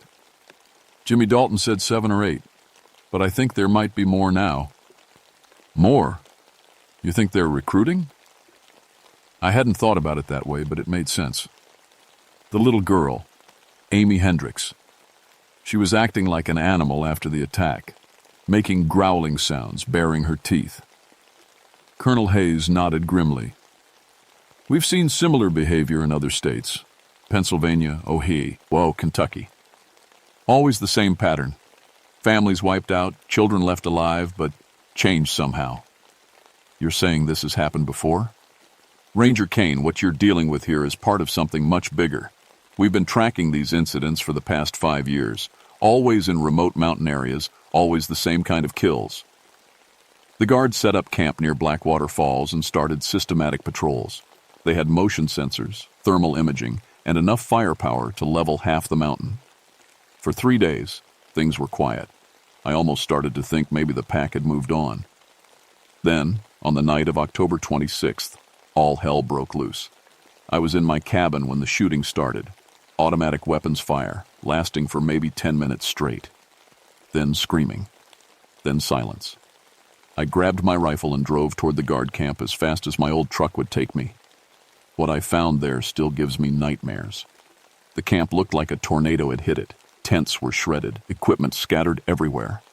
6 of the soldiers were dead, torn apart, and arranged in that same ritual pattern I'd seen with the Hendricks family. But the other 24 were gone. Just gone. Colonel Hayes was alive. Barely. I found him pinned under a jeep with both his legs broken. His radio was still working, and he was trying to call for backup. "What happened?" I asked him.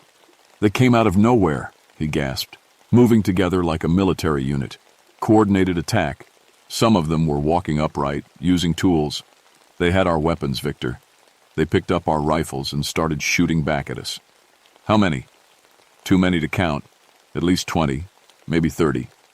He grabbed my arm with a grip that was surprisingly strong. "They took my men, dragged them off alive. I could hear them screaming from the woods." I stayed with Hayes until the medical helicopter arrived, but I knew the truth. Whatever we were dealing with had just gotten a lot stronger. It had weapons now, and it had hostages. That night, I called my brother Tommy down in Charleston and told him to take his family and get out of the state for a while. I called my sister Mary in Pittsburgh and gave her the same advice. I even tried to convince Joseph Crowfeather to leave, but he just shook his head. "This is my land," he said. "My people's bones are buried in these mountains. I ain't running." 2 days later, I found Joseph's cabin burned to the ground. His body was in the front yard, posed, sitting in his favorite chair like he was still alive. But his head was gone, replaced with a wolf skull that had been painted with his blood. On his front porch, written in that same strange language, was a new message. This one I could figure out without translation. "We are coming for you, Ranger Man." By November 1st, the whole area was under military quarantine. Nobody in, nobody out. The official story was a gas leak from an old mine shaft, but I knew better. They were trying to contain something that couldn't be contained. I'd been staying at the command post they set up in town, but I knew I couldn't hide forever. Whatever these things were, they wanted me specifically. Every message, every arranged body, every tactical strike had been building up to a final confrontation. That's when Sheriff Morrison came to me with news about the cockfight. "There's going to be an illegal fighting event tomorrow night," he said, "up at the old lumber camp near Dobson's Ridge. About 20, maybe 30 people expected. Bill, you got to call it off. Those people will be sitting ducks." I tried, but you know how these things work. Most of the folks going don't trust law enforcement. They think this whole quarantine is just the government trying to shut down their business. The old lumber camp had been abandoned since the 1940s, but the buildings were still solid. It was isolated, surrounded by thick woods, and about as far from help as you could get in these mountains. Perfect place for a massacre. I made up my mind. If these creatures wanted me, they could have me. But I wasn't going to let them slaughter a bunch of innocent people first. I loaded up with every weapon I could carry. My hunting rifle, a shotgun, 2 pistols, and enough ammunition for a small war. I also brought a gallon of gasoline, some road flares, and a box of dynamite left over from my mining days. If I was going down, I was taking some of them with me. The lumber camp sat in a clearing about 5 miles from the nearest road. I parked my truck a half-mile away and walked in through the woods, moving as quietly as I could. The sounds of the cockfight carried through the trees, men shouting, roosters crowing, the general noise of people having a good time. They had no idea what was coming for them. I climbed up into the loading tower of the old sawmill, which gave me a good view of the whole camp. 3 wooden buildings arranged around a central clearing, with cars and trucks parked everywhere. Through the windows, I could see people crowded around the fighting pit, drinking beer and placing bets. That's when I saw the first pair of yellow eyes in the tree line. Then another pair. And another. They were everywhere, surrounding the camp in a perfect circle, moving with the coordination of a military unit, just like Colonel Hayes had described. Some were on all fours, looking more like giant wolves. Others stood upright like men, but with the wrong proportions. Too tall, arms too long, heads too big. The attack began with silence. One of the men outside having a smoke just disappeared. There 1 second, gone the next. His cigarette fell to the ground, still glowing, but he was nowhere to be seen. Then another man went missing. And another. It took the people inside about 5 minutes to realize something was wrong. By then, it was too late. The creatures moved in perfect formation. Some went for the cars, ripping out engine parts so nobody could drive away. Others started setting fires around the buildings, trapping everyone inside. The smart ones, and they were definitely smart, took control of the roads and paths, cutting off any escape routes. That's when the screaming started. They herded the people like sheep, driving them from one building to another, picking them off one by one. I watched through my rifle scope as creatures that looked more human than wolf grabbed men by the throats and lifted them off the ground with one hand. I saw things that were definitely more wolf than human, using tools, opening doors, operating vehicles, even picking up dropped weapons and figuring out how to use them. The worst part was the voices. They'd learned to mimic the people they'd killed, and they used those voices to lure others into traps. I heard Jimmy Dalton's voice calling for help from 3 different directions. I heard Tom Hendricks shouting for his daughter. I even heard my own voice. Somehow, they'd learned to sound like me. 23 people died that night. I counted every one. But I also learned something important about these creatures. They weren't invincible. When I put a silver bullet through the head of one that was climbing up toward my hiding spot, it dropped like a stone. When I set off a stick of dynamite near a group of them, they scattered and howled like any animal would. They could be hurt, they could be killed, and they could feel fear. As the night went on, I picked them off one by one. My position in the loading tower gave me good cover and clear shots. Every time I dropped one of them, the others would hesitate, look around, try to figure out where the shots were coming from. But there were too many of them, and I was running out of ammunition. That's when I made my final move. I climbed down from the tower with my last stick of dynamite and a road flare, soaked everything in gasoline, and turned that lumber camp into the biggest bonfire these mountains had ever seen. The creatures fled into the woods, howling in rage and pain. But I'd hurt them badly. I'd shown them they weren't the only predators in these mountains. I'd also learned their weakness. Fire. They were afraid of fire. As I walked back to my truck through the burning wreckage of the camp, I could hear them calling to each other from the darkness.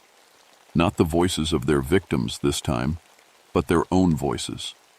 Wild, angry sounds that were part wolf howl and part human scream. They were planning their revenge, and they knew exactly where to find me. The final confrontation came 3 nights later at my own cabin. I was ready for them. I'd spent those 3 days turning my home into a fortress. Every window was boarded up except for small slots to shoot through. I'd scattered gasoline around the perimeter and set up tripwires connected to road flares. My hunting dogs were locked safely in the root cellar. I didn't want them getting hurt in what was coming. They arrived just after midnight on November 4th. I could hear them moving through the woods, trying to be quiet but not quite managing it. Whatever these things were, they'd gotten bigger since that first night. Stronger, more confident. The leader, and there was definitely a leader, called to me from the edge of the clearing around my cabin. "Victor Kane," it said, and the voice was almost human. Almost. "You killed our young. You burned our hunting ground. Now you pay." "Come and get me," I called back. What followed was a siege that lasted until dawn. They tried everything, setting fires, throwing rocks, even attempting to dig under the cabin foundation. But I'd thought of all that. Every time they got close, I lit up another section of the perimeter. Every time one of them showed itself, I put a silver bullet in it. By the time the sun came up, I'd killed 7 of them. Big ones, including the leader, a thing that stood nearly 8 feet tall and had arms long enough to touch the ground when it walked upright. But I was out of ammunition, out of dynamite, and out of tricks. The three survivors could have finished me off, easily. Instead, they did something that still puzzles me to this day. They left, just gathered up their dead and melted back into the forest like smoke. I never saw them again in those mountains, but over the years I heard stories from other places.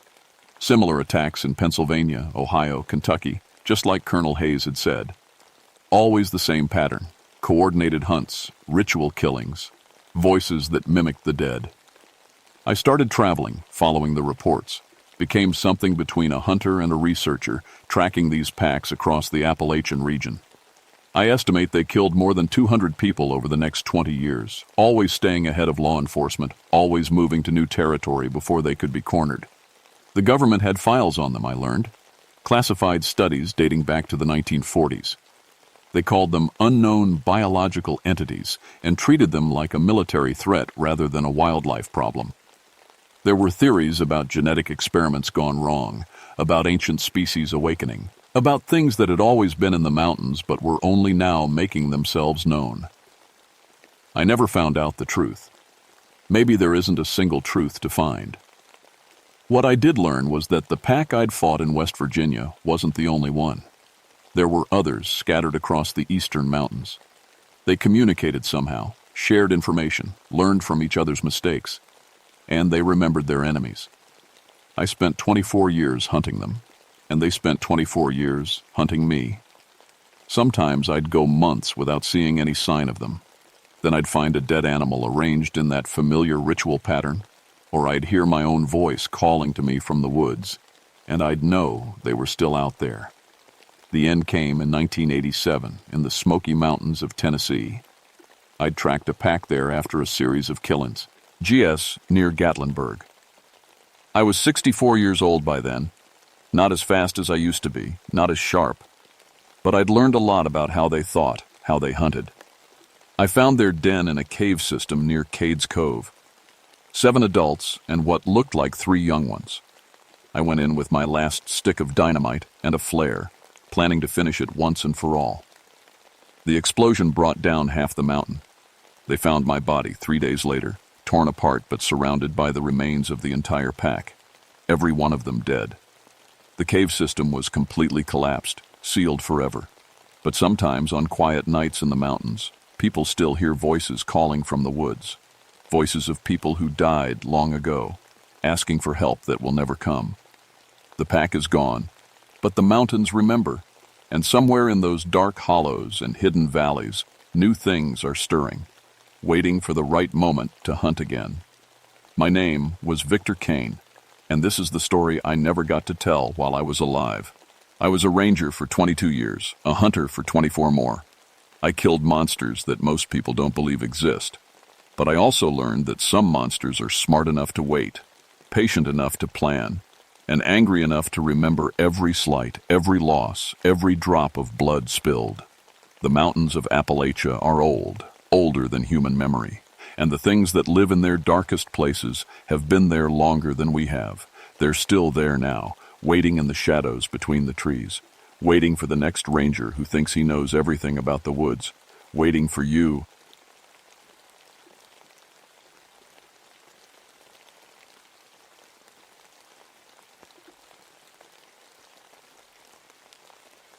My name is Augustus Thornwood, but everyone calls me Gus. I've been a park ranger in the Great Smoky Mountains for 31 years, and my daddy was a ranger before me and his daddy before him. At 58, I figure I've seen just about everything these old mountains can throw at a man. The morning it all started was October 15th, 1955. I remember the date because it was my granddaughter Sally's 7th birthday, and my wife Martha was making her special chocolate cake. The weather station showed clear skies, temperature holding steady at 62 degrees. Perfect autumn day for the campers down at Cataract Falls. I was checking the barometer in my station when the readings went crazy. Temperature dropped from 62 to 22 degrees in less than a minute. The pressure gauge spun like a compass near a magnet. Outside my window, I watched fog roll down from the peaks faster than any weather system I'd ever seen. This wasn't normal mountain mist. It moved wrong, flowing uphill against the wind, thick as cotton and gray as old bones. The fog bank stretched maybe 200 yards across, moving through the valley like it had a mind of its own. I grabbed my binoculars and radio, heading out to my observation deck. Through the field glasses, I could make out the Henderson family campsite right in the fog's path. Tom Henderson, his wife Carol, and their twin boys were setting up their tent, completely unaware of what was coming. "Henderson Camp, this is Ranger Station 7, I called on the radio. Static answered me back. "Tom, if you can hear this, you need to pack up and move to higher ground immediately."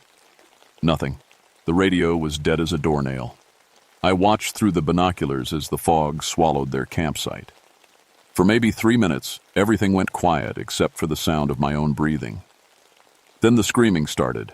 It wasn't human screaming. It was something else, something that made the hair on my neck stand up and my hands shake. The sound echoed off the canyon walls, getting louder and more desperate.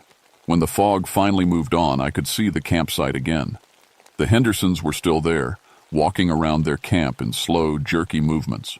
But something was wrong with the way they moved, like old people struggling to walk. I radioed for backup and started down the trail. It took me 20 minutes to reach their campsite, and by the time I got there, I wished I hadn't. Tom Henderson was sitting by his cold campfire, but he looked like he'd aged 40 years. His hair was white as snow, his face covered in deep wrinkles. His hands were spotted with age, shaking as he tried to light a cigarette with fingers that barely worked. Carol was worse. She lay on the ground near their tent, breathing in short, raspy gasps. Her blonde hair had turned gray and brittle. When she looked at me, her eyes were clouded with cataracts. The boys. God help me. Those 8-year-old boys looked like they were 80. They sat on a log, holding each other and crying with voices that cracked like old men. "What happened here?" I asked Tom. He turned to look at me, and I saw terror in those ancient eyes. "The mist," he whispered. "Something in the mist. It touched us, and we got old. So old." Carol died while I was radioing for medical help. Just stopped breathing, like her body had given up after decades of wear it never should have experienced. The boys lasted another hour before their hearts gave out. Tom made it to the hospital, but he was gone by morning. The doctors said they'd never seen anything like it. 4 healthy people, aged to death in the space of a few minutes. They ran tests, checked for radiation, chemicals, anything that might explain it. Found nothing. I knew they wouldn't, because I'd seen that. Fog. And I knew it wasn't natural. In 31 years of mountain service, through blizzards and floods and forest fires, I'd never seen anything that scared me like that gray mist. That night, sitting in my kitchen while Martha served Sally her birthday cake, I made myself a promise. Whatever that thing was, whatever had killed the Henderson family, I was going to stop it before it hurt anyone else. I had no idea what I was up against. No idea that some things in these mountains were older than the trees, older than the rocks themselves, and hungry for something no human being should ever have to give up.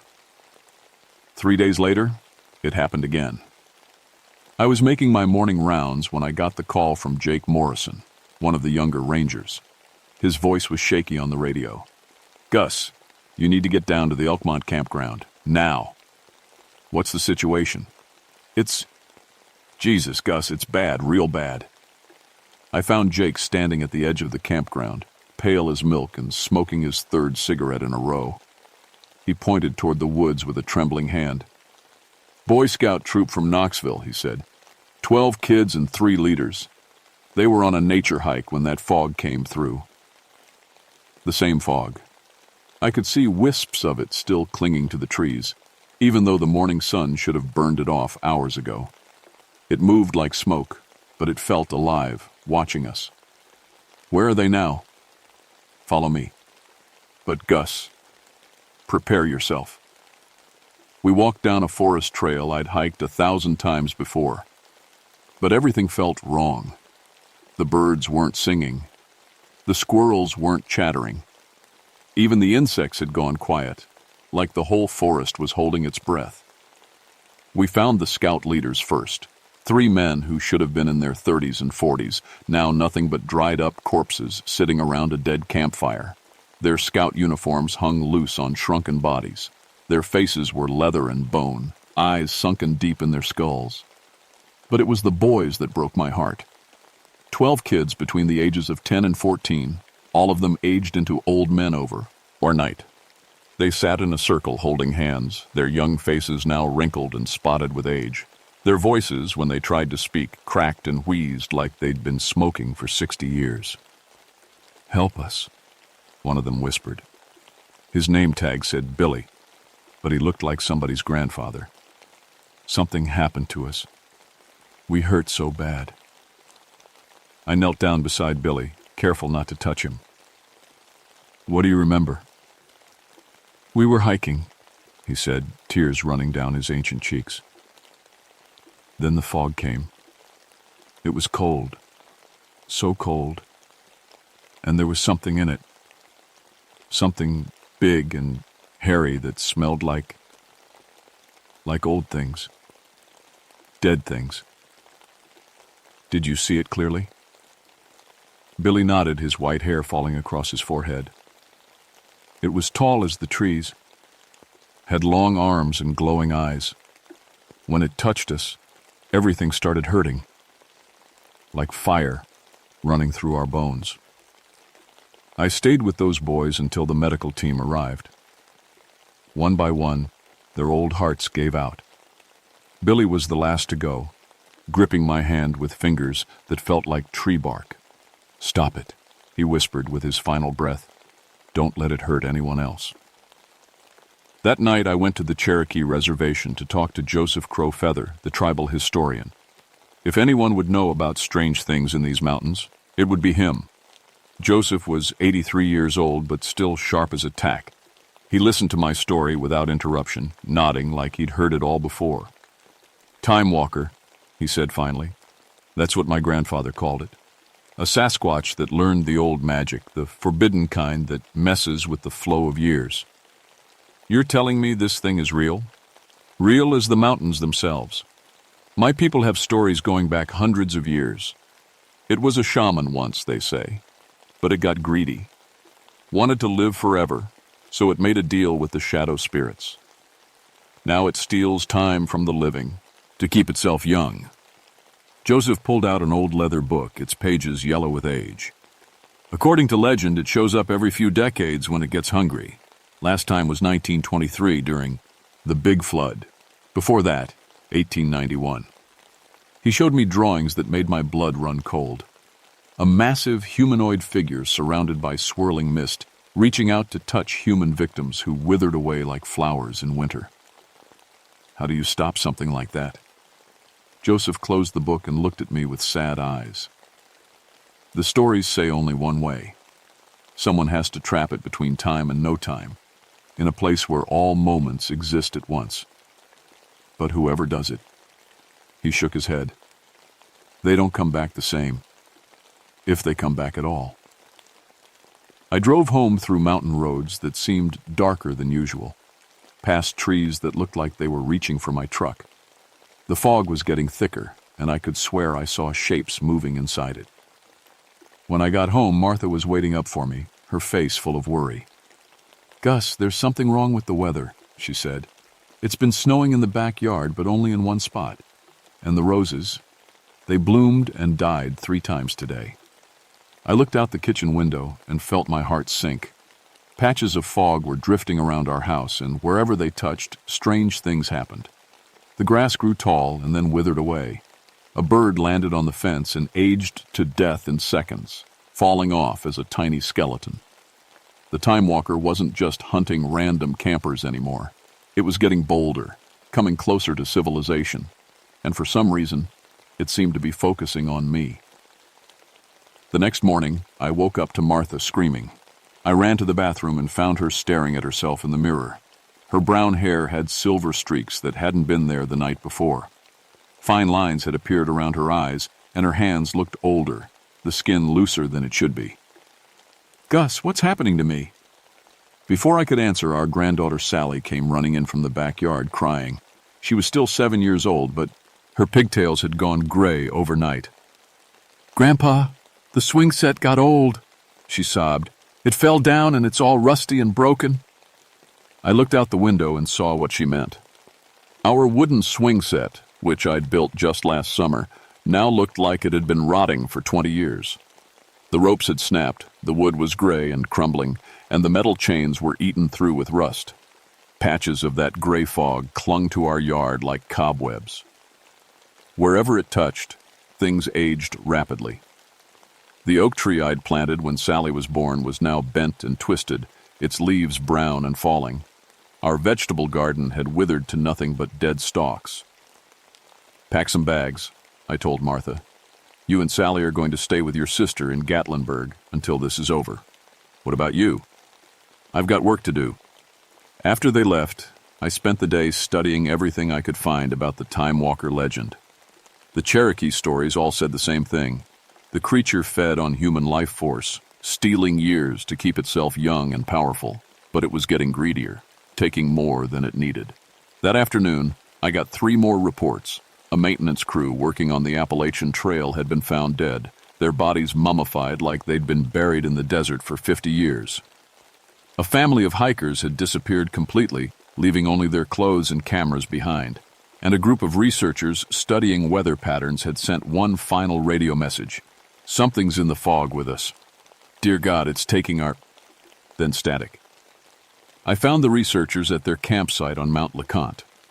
8 men and women who'd been young and healthy that morning were now nothing but dried husks sitting around their equipment. Their notebooks showed increasingly frantic weather readings before the entries stopped mid-sentence. But this time, I saw something that made me understand how the creature worked. Their cameras had been running when the attack happened, and the film showed everything. The fog rolled in at 2:47 p.m., according to the timestamp. For the first few minutes, nothing seemed wrong except for the unnatural cold. Then shapes began moving in the mist, dark shadows that didn't match anything human. At 2:52, the creature emerged. It stood 12 feet tall, covered in dark brown fur matted with age and moisture. Its arms were longer than a man's entire body, ending in clawed hands that seemed to shimmer with their own gray light. But it was the eyes that made me sick to my stomach. Ancient, intelligent eyes that glowed like coals in a face that was almost human, almost ape, but something else entirely. When it touched the first researcher, I watched her age 40 years in 10 seconds. Her hair went from brown to gray to white, her face wrinkled like a raisin, her body shrinking as it lost decades of life. The creature seemed to breathe in her stolen years, its own fur becoming darker and thicker. By the time it was finished with all 8 researchers, the Time Walker looked younger and stronger than when it had arrived. It turned toward the camera with those burning eyes, and I swear it smiled before the film went black. I was studying the footage when my radio crackled to life. "Gus, this is Jake. You need to get down to the visitor center, now." "What's wrong?" "It's here, Gus. The fog's surrounding the building, and there are 37 tourists trapped inside. Whatever that thing is, it's not hiding anymore." I grabbed my rifle and emergency kit, though I doubted either would do much good against something that could control time itself.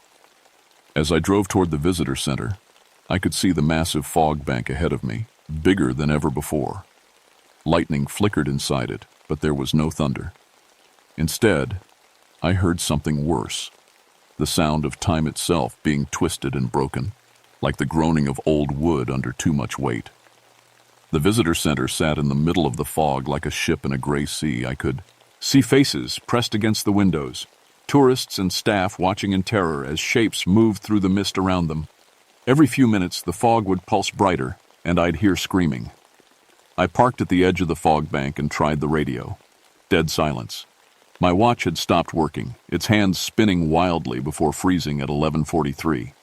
The temperature gauge in my truck showed impossible readings, jumping from freezing to boiling and back again. That's when I saw my first ghost. Tom Henderson stepped out of the fog, looking exactly like he had before the creature aged him to death. He walked right up to my truck window and tapped on the glass. "Gus," he said in his normal voice, "you have to help us. It's got us trapped between the times. We can't move on, can't go back. We're stuck." "Tom? But you're dead." "Dead. Alive. What's the difference when time don't work right?" The thing's got so much power now. It's breaking the rules. Past, present, future, it's all mixing together. More figures emerged from the fog. The Boy Scouts, looking like normal kids again. The research team, young and healthy. All the creature's victims caught between life and death, between the seconds that made up their stolen years. How do I stop it? Tom's ghostly form flickered like a bad TV signal. You gotta get it confused, make it experience all times at once. But Gus, his voice was fading. Once you step into that fog, you might not come back out the same. Time does things to a person. I looked at the visitor center where real people were counting on me to save them. Then I looked at my truck, my escape route back to safety. There wasn't really a choice to make. I stepped into the fog and felt myself fall backward through 40 years of my own life. The moment I entered the fog, everything changed. I was 8 years old again, standing in these same mountains with my father, learning to read animal tracks. Then I was 25, coming home from Korea with shrapnel scars and nightmares. 32, holding my newborn daughter for the first time, 50D. Burying my father on a rainy Tuesday in March.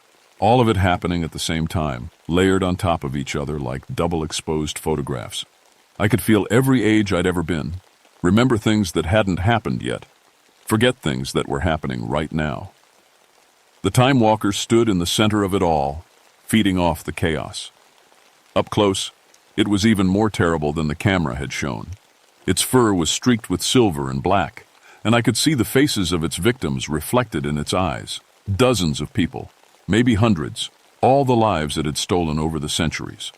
When it breathed, gray mist poured from its mouth and nose, carrying the smell of old bones and forgotten graves. "You cannot stop what has always been," it said in a voice like grinding stone. "I am time itself, Ranger. I am the moment between one heartbeat and the next, the pause between inhale and exhale.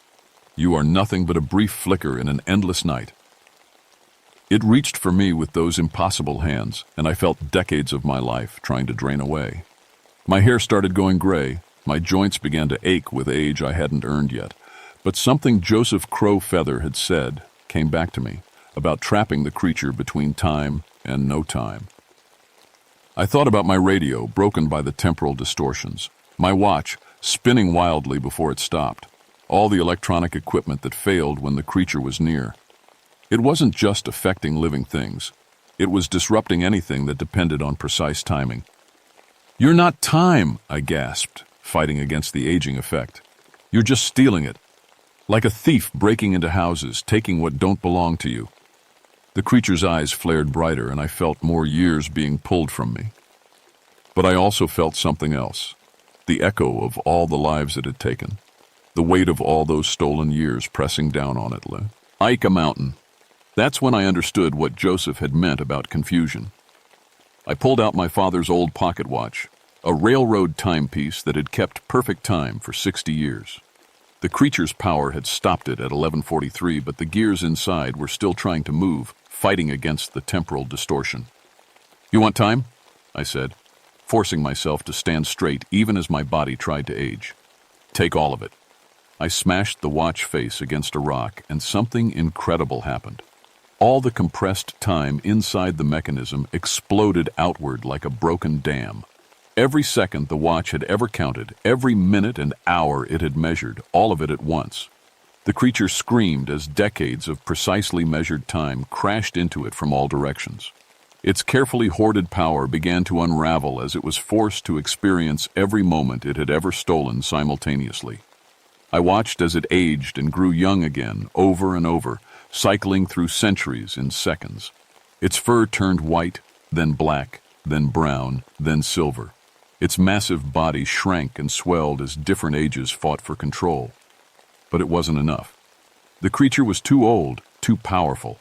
It began to stabilize, its form becoming solid again. Those burning eyes focused on me with pure hatred. "Clever," it growled. "But mortal cleverness cannot triumph over eternal hunger." It lunged for me, and I did the only thing I could think of. I grabbed onto its arm as those claws reached for my throat, letting its power flow directly into me while I held on tight. What happened next was like being caught in a tornado made of memories. I experienced every moment of my life at once. My first kiss, my last goodbye to my father, the day I became a ranger, the moment I first held my granddaughter. But I also experienced every moment the creature had lived through, centuries of hunting, feeding, growing stronger on stolen years. More than that, I experienced every moment its victims had been robbed of. Tom Henderson's retirement he never got to enjoy.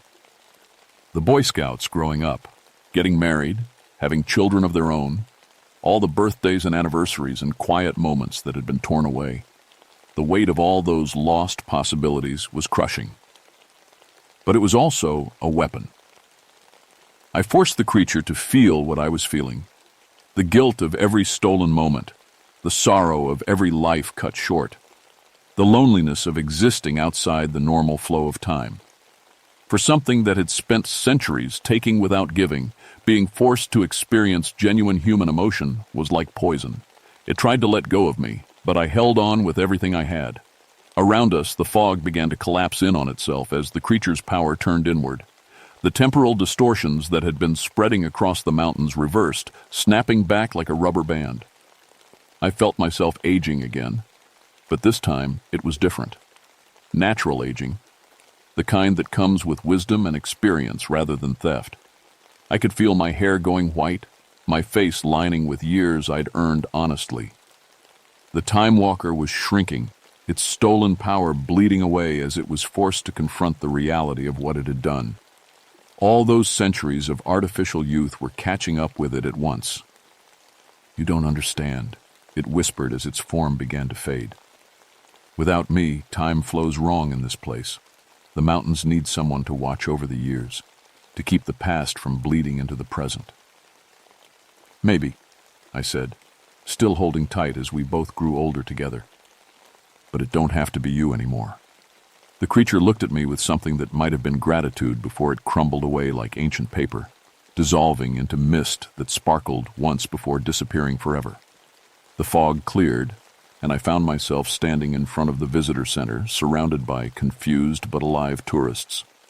My radio crackled back to life, and I could hear Jake calling my name. But when I looked at my reflection in the visitor center window, I barely recognized myself. My hair was completely white, my face lined with deep wrinkles. My hands were spotted with age, and I moved with the careful steps of a much older man. The Time Walker was gone, but its final gift to me had been 20 years of natural aging in the span of 20 minutes. That was 6 months ago, and I'm writing this story down because folks deserve to know what really happened in the mountains that October.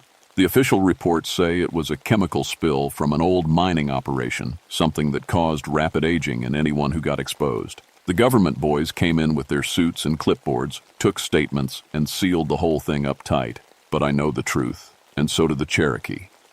Joseph Crowfeather visits me sometimes, and we talk about the old stories and what they mean for folks today. He says the Time Walker's gone for good, but that doesn't mean the mountains are entirely safe. There are other things sleeping in the deep woods, other legends that might wake up hungry. Martha took my rapid aging better than I expected. "You're still my Gus," she said when I came home looking like her grandfather instead of her husband. "Just with a few more miles on you." She's had to help me more than I'd like, but we're managing. Sally was confused at first, asking why Grandpa had gotten so old so fast. I told her I'd been sick, which wasn't exactly a lie. She seems to accept it, though sometimes I catch her staring at me with worried eyes that are too old for a 7-year-old face. The aging stopped after that first day, thank God. Whatever the creature did to me, it was a one-time thing. I'm stuck looking like I'm pushing 80, but at least I'm not getting any older faster than normal. I retired from the Park Service, of course. Hard to explain to your supervisors why you suddenly need 20 years' worth of medical benefits. Jake Morrison took over my territory, and he's a good ranger. I made sure to tell him about all the places where strange things happen, all the spots where the old legends still hold power. Sometimes, on foggy mornings, I still get nervous. I'll check the weather reports 3 times and keep my radio handy, just in case. But the mist that rolls through the valleys now is just regular mountain fog, the kind that burns off when the sun gets high enough. The visitor center has a new display about weather safety in the mountains. It warns hikers to avoid areas with unusual fog formations and to report any sudden temperature drops to the ranger stations immediately. Most folks probably think it's just standard safety advice, but those of us who know better understand what it really means. I've been thinking about what the Time Walker said before it died, about the mountains needing someone to watch over the years. I don't think it was lying about that part. These old mountains have seen a lot of history, and sometimes the past does try to bleed through into the present. Maybe that's why my family has been here for 3 generations, why we become rangers and learn the mountain's secrets, not to control time like that creature did, but to stand guard against the things that shouldn't be allowed to wake up. Last week, I got a letter from a ranger station in the Rockies. Similar incidents, he said. Unexplained aging, missing hikers, fog that moves against the wind. He'd heard through the grapevine that I might know something about that kind of thing. I wrote him back with everything I could remember about stopping the Time Walker. Some knowledge is too dangerous to keep to yourself, especially when innocent people might be in danger. I also sent him Joseph Crow Feather's address. If there's another one of those creatures out there, he's going to need all the help he can get. The old stories exist for a reason, and the people who remember them are our best defense against the things that hunt in, the spaces between seconds. Martha found me writing this story at the kitchen table last night, my hands shaking a little as I tried to remember all the details correctly. "You think folks will believe it?" she asked. "Some will," I said. "The ones who need to."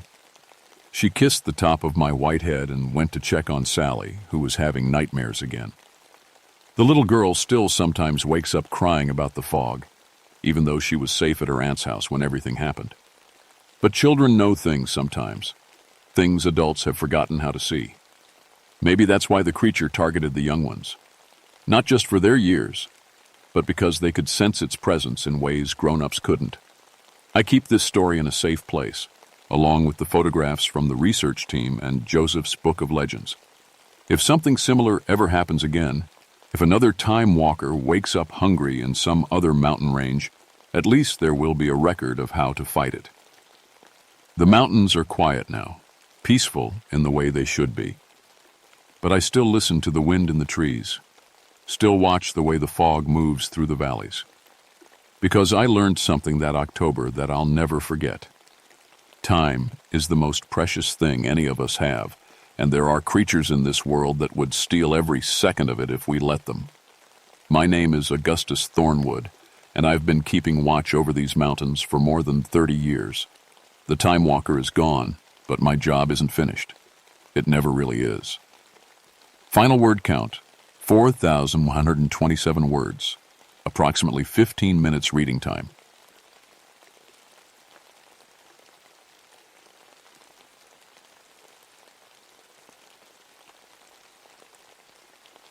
My name is Diana Ravencrest, and I need to tell you what really happened in the Chattahoochee National Forest in the summer of 1981. The official reports say it was a gas leak that killed those people. They're lying. I'd been a forest ranger for 4 years by then, working the Archaeological Protection Unit up near Brasstown Bald. Most people don't know we have units like that, but when you've got ancient Native American sites scattered through federal land, somebody has to make sure treasure hunters and developers don't destroy them. That somebody was me. I wasn't supposed to be doing this job. 4 years earlier, I'd been finishing my PhD in anthropology at the University of Georgia, writing my dissertation on Cherokee burial practices. I was the first person in my family to even finish high school, let alone go to college. My parents thought I was crazy for walking away from a teaching position to become a ranger, but I couldn't stand being stuck in classrooms anymore.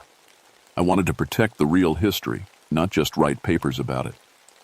The morning everything started, I was drinking coffee on the porch of the ranger station when Dr. Martin Welsh pulled up in his dusty Jeep. Martin was leading an archaeological team from Emory University, documenting burial mounds before the Forest Service built new hiking trails through the area. He was a good man, careful, respectful of the sites we were working with. "Diana, we need to talk," he said, climbing out of his vehicle. His face was pale, and his hands shook as he reached for his coffee mug. "What's wrong?" I asked. Martin was usually calm, even when we found evidence of looting or vandalism. "It's the Caldwell Mound," he said, naming the largest burial site in our sector. "We started the initial excavation yesterday, just surface mapping, but something's not right." I followed him to his Jeep, where he pulled out a folder of photographs. The first few showed normal archaeological work, string grids, measuring tools, careful brushwork on ancient soil. But the last photo made my stomach turn. Where the team had been working, the ground was dark red, almost black. It looked like blood, but blood doesn't pool like that in dry soil. It doesn't stay wet for hours in 90-degree heat. "The temperature dropped 30 degrees when we started digging," Martin said. "In the middle of July, Diana, my thermometer read 58 degrees right over the excavation site." I'd studied Cherokee folklore extensively during my graduate work. I knew the stories about places that should be left alone, burial grounds that were sealed for good reason. But I was a scientist. I believed in facts, evidence, rational explanations. "Groundwater can create temperature variations," I said, though I didn't sound convincing even to myself. "And that discoloration could be iron oxide deposits reacting to air exposure." Martin shook his head. "Come see for yourself. My whole crew is spooked. 2 of them refused to come back today." We drove the 20 minutes to the Caldwell site in silence. The burial mound sat in a clearing surrounded by old-growth pines, their shadows creating a natural ring around the ancient earthwork. Cherokee oral tradition said this particular mound was built to contain something, not just honor the dead. The tribal elders I'd interviewed always got uncomfortable when I asked about it. As we approached the excavation area, I felt the temperature change Martin had described. It was like walking into an air-conditioned building, except we were outside in direct sunlight. The hair on my arms stood up, and I could see my breath. The ground where they'd been digging was wrong. Not just the color, though it was definitely blood red now, but the texture. It moved slightly, like it was brilliant, thing. The shadows cast by the pine trees seemed darker here, more solid somehow. "Dr. Welsh," called a voice from the tree line. Sarah Chen, one of Martin's graduate students, emerged from the forest. Her face was white with terror. "You need to see this." She led us to where the team had set up their equipment station, about 50 yards from the main dig site. Their tools were scattered across the ground, brushes, measuring devices, cameras, as if people had dropped everything and run. "We were cataloging artifacts when it happened," Sarah said, her voice shaking. Jim was taking photographs of the site when he looked at his camera screen and started screaming. She handed us a digital camera and scrolled through the images. The first few showed normal archaeological work, but in the last photo, taken just an hour earlier, something was wrong with the shadows. In the picture, 5 people stood around the excavation site, but there were 6 shadows on the ground. The extra shadow was reaching toward the nearest person, Jim, the photographer. Its shadow arm stretched impossibly long, almost touching his foot. "Jim threw the camera and ran," Sarah continued. Then Mary looked at the ground and saw that her shadow was moving by itself, reaching for her legs. We all ran. I stared at the photograph. As a scientist, I knew there had to be an explanation. Camera malfunction, double exposure, something rational. But the temperature around the burial mound was still dropping, and I could hear sounds from the excavation site that didn't belong in a forest. Whispers, scraping noises, something that sounded like crying. "Where's your crew now?" I asked Martin. "Back in town. Half of them want to abandon the site entirely." I made a decision that would haunt me for the rest of my life. Let's take a closer look at the mound. Whatever's happening, we need to document it properly before we can make any decisions. As we walked back toward the burial site, our shadows preceded us on the ground, and for just a moment, I could have sworn my shadow turned its head to look back at me. The next morning, I arrived at the Caldwell site alone. Martin's team had officially suspended operations, citing environmental concerns, but I couldn't let go of what we'd seen. As a ranger, it was my job to understand what was happening on federal land. As an anthropologist, I needed to know what we'd disturbed. I brought every piece of scientific equipment I could find: thermometers, cameras, soil testing kits, even a seismograph to check for underground activity. If something natural was causing these phenomena, I was going to document it properly. The temperature anomaly was still there, a perfect circle of cold air around the burial mound. My digital thermometer read 42 degrees at the excavation site, while just 10 feet away it climbed back to 86 degrees. I took photographs, soil samples, measured the exact boundaries of the cold zone. That's when I noticed the shadows were wrong. It was 10 in the morning, bright sunshine filtering through the pine canopy. The shadows of the trees should have been pointing northwest. Instead, every shadow near the burial mound pointed directly toward the excavation site, as if the disturbed earth was pulling them in. I knelt down and placed my hand near the edge of my own shadow. The shadow moved. Not the way shadows move when you shift your position, but independently, like it was alive. My shadow hand reached toward the burial mound while my real hand stayed perfectly still. I jerked my hand away and scrambled backward. The shadow snapped back to normal position like a rubber band. My radio crackled to life. "Diana, this is base. We just got a call about the archaeological site. You need to get out of there now." "What kind of call?" I asked, still staring at my shadow. "Jack Morrison, the construction foreman working on the new trail. He's at the hospital. Says something attacked him at Caldwell site." I knew Jack. He was a tough man who'd been building trails in these mountains for 15 years. Nothing spooked him. "What kind of attack?" "Diana, just get out of there. We're sending backup." But I couldn't leave. Not yet. I had to understand what was happening. I approached the excavation site carefully, noting how the shadows seemed to writhe and reach toward me as I got closer. The bloody discoloration in the soil had spread overnight, covering an area twice the size of yesterday's disturbance. Then I heard the voice. "Help me!" It came from the burial mound itself, muffled and distant like someone calling from underground.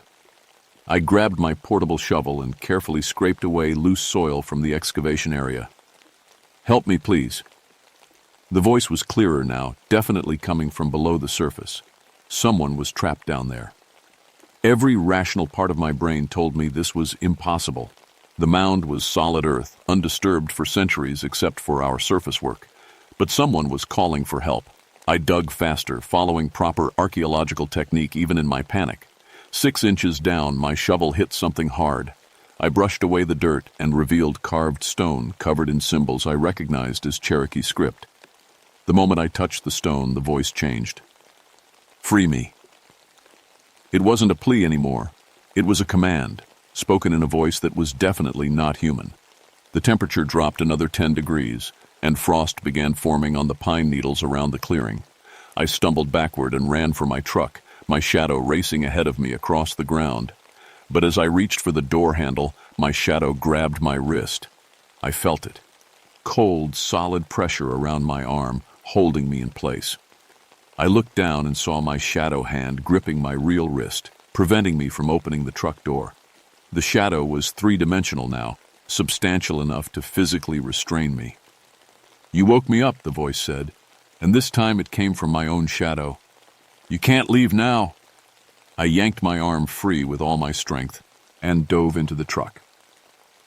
As I started the engine, I saw in my rearview mirror that every shadow in the clearing, tree shadows, equipment shadows, the long shadow of the burial mound itself, was reaching toward my vehicle like grasping hands. I drove straight to the hospital in town where I found Jack Morrison in the emergency room, sedated and bandaged. The nurse told me he'd been found unconscious at the construction site with strange marks around his throat. "Strangled," she said quietly. "But the weird thing is, there were no fingerprints, no evidence of human contact at all. Just these dark marks on his neck, like he'd been grabbed by something made of shadow." When Jack woke up, he told me what happened. He'd been working alone, clearing brush near the burial mound, when his shadow started moving independently. At first he thought it was funny, tried to make it dance, but then the shadow reached up from the ground and grabbed his throat. "It was my own shadow, Diana," he whispered. "My own shadow tried to kill me." That evening, I drove to the Cherokee Reservation to speak with Elder Joseph Crowfeather. I'd interviewed him several times during my graduate research, and he'd always been helpful, sharing stories and cultural context that weren't available in written records. But when I told him what was happening at the Caldwell site, his face went gray.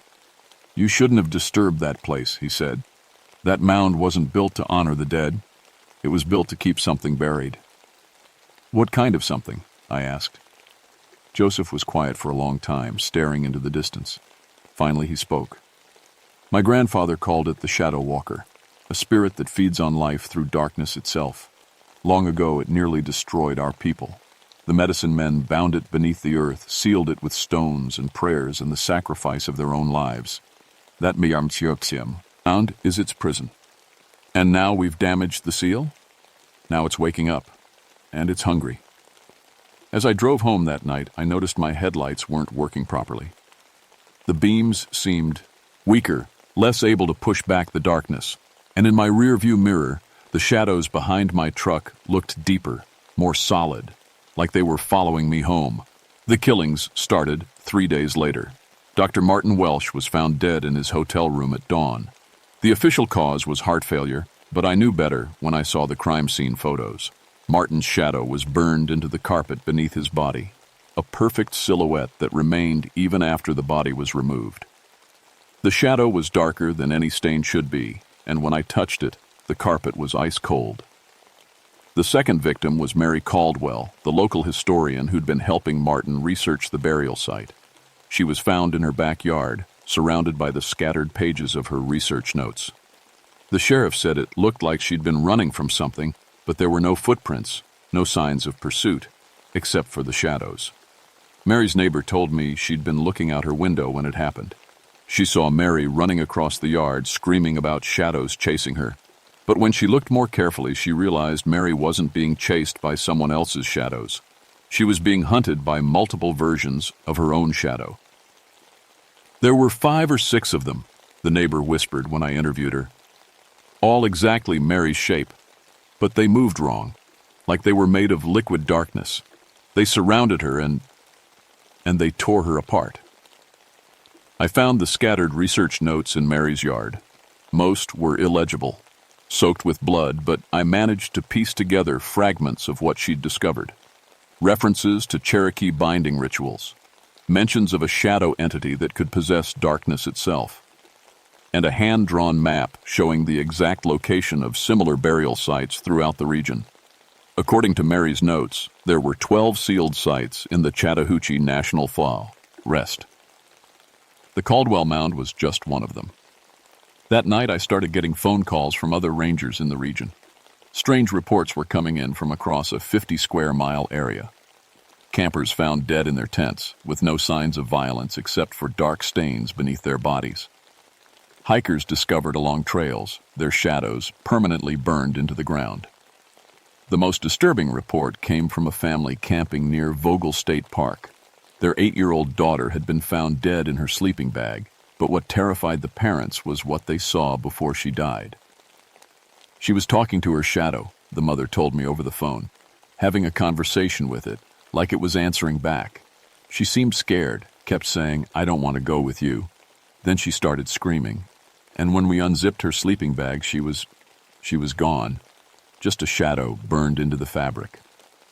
I realized the entity was growing stronger. Each death fed it more power, allowed it to manipulate shadows across a wider area. At first, it had been confined to the immediate vicinity of the burial mound. Now it was spreading, infecting every shadow within miles of the original site. I drove back to the reservation to find Joseph Crow Feather, but his daughter told me he'd left for a traditional gathering in the mountains. She gave me directions to the sacred site where the tribal elders were meeting, warning me that outsiders weren't usually welcome during ceremonial events. I found the gathering just after sunset, a circle of older Cherokee men and women seated around a fire in a natural clearing.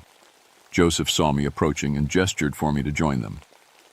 "We felt it wake up," he said without preamble. "3 nights ago, the shadow dreams started again. We've been discussing what to do. Can you stop it?" I asked. An elderly woman across the fire spoke up. "The original binding took the lives of 7 medicine men. They gave their spirits to power the seal. We don't have that kind of spiritual strength in our generation. But there might be another way, Joseph added. The shadow feeds on darkness, but it can be contained by light.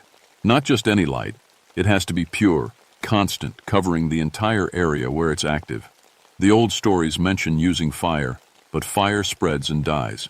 We need something stronger. What about artificial light? I asked. Industrial lights? Generators? The elders exchanged glances. They were traditional people, suspicious of modern technology, but desperate times called for desperate measures.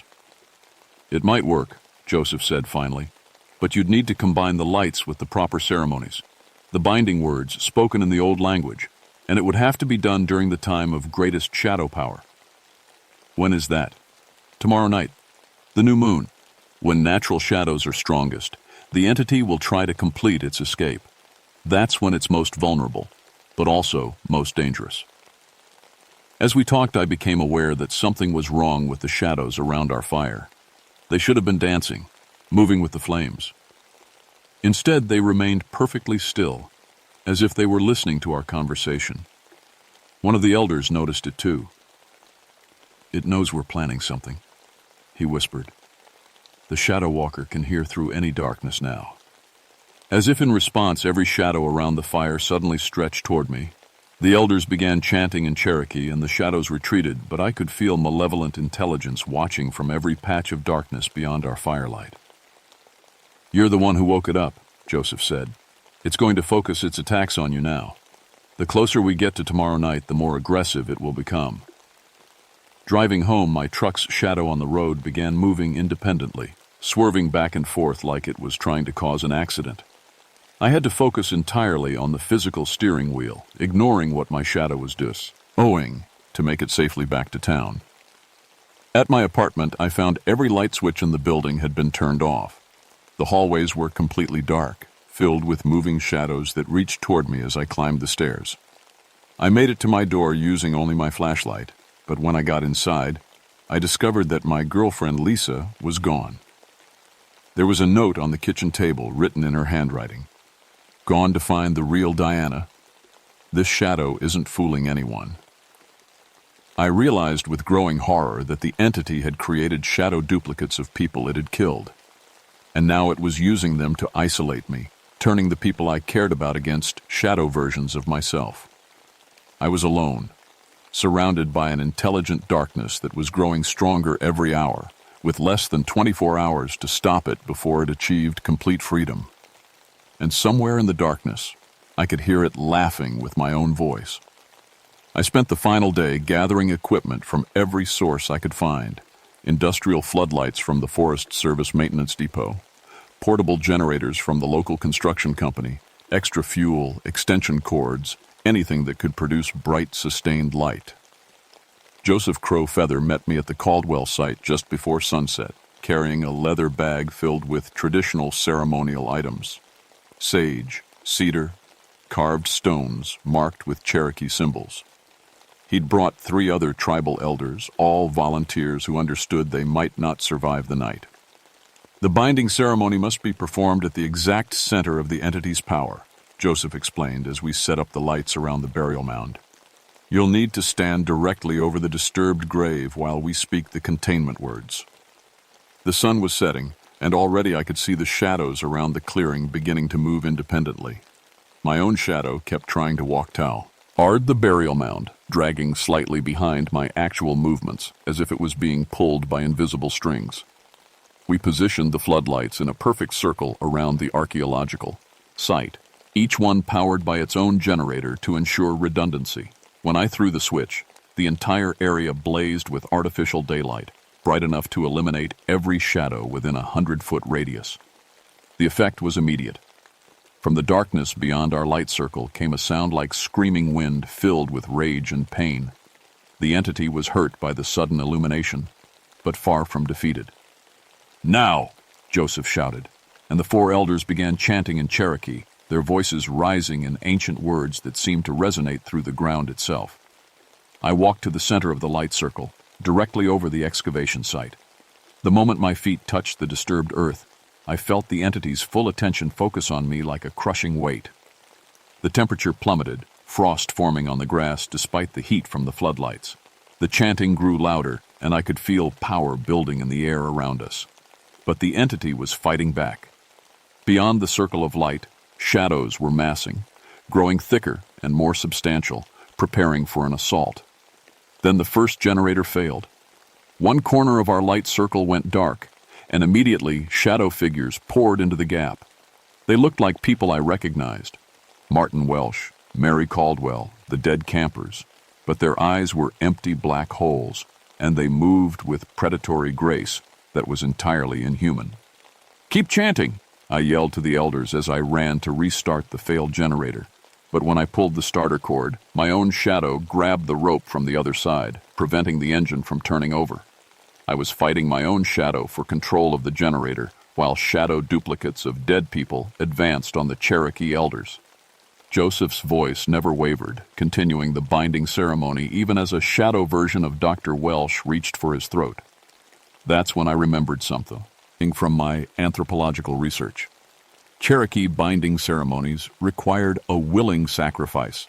Someone had to give their life force to power the spiritual seal. I understood what I had to do. I stopped fighting my shadow and instead grabbed it with both hands. The moment I made physical contact with my own shadow, I felt the entity's consciousness flood into my mind. It was ancient, hungry, filled with rage at being imprisoned for centuries. But it was also desperate, weakened by its long confinement, and I realized it needed to feed on fear and desperation to maintain its power. Instead of fear, I gave it knowledge. As an anthropologist, I'd spent years studying Cherokee spiritual practices.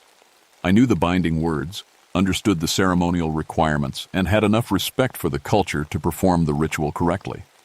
While the entity tried to possess my mind through shadow contact, I began speaking the containment words in Cherokee, adding my voice to the elders' chanting. The effect was dramatic. The entity recoiled from my consciousness, unable to corrupt someone who approached it with academic understanding rather than superstitious terror. The shadow duplicates around the light circle began to dissolve, losing cohesion as the entity's power was redirected toward fighting the binding ceremony. But the ritual required a sacrifice, and I was the only one in direct contact with the entity. I felt my life force being drawn out through my shadow, feeding into the spiritual seal that would re-imprison the shadow walker. The world grew dim around me as my strength drained away. Joseph realized what was happening. "Diana, let go. You don't have to die for this." But I did. The entity had grown too strong from its recent feeding. The binding ceremony needed more power than the elders could provide alone. I was the one who'd disturbed its prison, and I had to be the one to repair the seal. As my vision faded, I spoke the final words of the containment ritual. The entity let out a sound like tearing metal as it was pulled back into the earth, its consciousness compressed back into the stone-lined chamber beneath the burial mound. The last thing I saw before losing consciousness was my shadow being sucked into the ground, leaving me standing shadowless in the blazing artificial light. I woke up 3 days later in the regional hospital, alive, but fundamentally changed. The doctors said I'd suffered from severe hypothermia and exhaustion, but they couldn't explain why my body temperature had dropped to near freezing levels in the middle of summer. Joseph Crow Feather was sitting beside my hospital bed when I opened my eyes. "The binding worked," he said quietly. "The shadow walker is contained again. But the price." I sat up carefully and looked around the room. Everything seemed normal until I noticed what was missing. The morning sun was streaming through the window. Other patients had normal shadows cast by the light, but I cast no shadow at all. "I gave it to the binding ceremony," I said, understanding instinctively what had happened. "My shadow is part of the seal now." Joseph nodded. "It will make you difficult to photograph. People will notice something's wrong with you, even if they can't identify what. But you're alive, and the entity is imprisoned." Over the following weeks, I learned to live without a shadow. It was stranger than I'd expected. People unconsciously noticed the absence, making them uncomfortable around me. Children stared openly, sensing something unnatural. I had to request a transfer to a different forest district somewhere people didn't know me before the incident. The official report blamed the deaths on a gas leak from underground deposits causing hallucinations and asphyxiation. The archaeological site was permanently closed to the public, designated as a geological hazard zone. Joseph worked with tribal authorities to ensure the burial mound would be monitored and protected by Cherokee spiritual leaders. But sometimes, on moonless nights, I drive back to the Caldwell site to check on the seal. The industrial floodlights are still there, powered by solar batteries now, keeping the burial mound illuminated around the clock. The Cherokee elders visit monthly to renew the spiritual protections. And sometimes, when I stand at the edge of the light circle, I can see my shadow down there in the earth, still bound to the darkness, still holding the shadow walker in its underground prison. It waves at me occasionally, a greeting from the part of myself that I sacrificed to keep the world safe. The entity is contained but not destroyed. It's patient, cunning, waiting for another opportunity to escape. As long as I live, as long as my shadow remains part of the binding ceremony, the seal will hold. But I won't live forever, and when I die, someone else will need to take responsibility for keeping the shadow walker buried.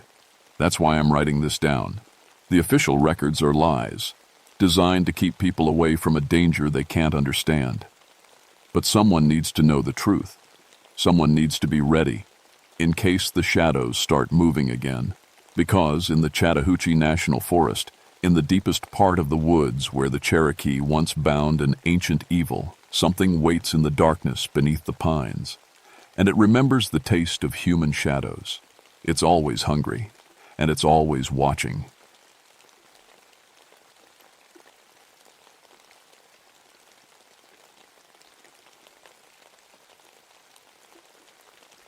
My name is Elena Darkwater, and I wish I could tell you this story isn't real.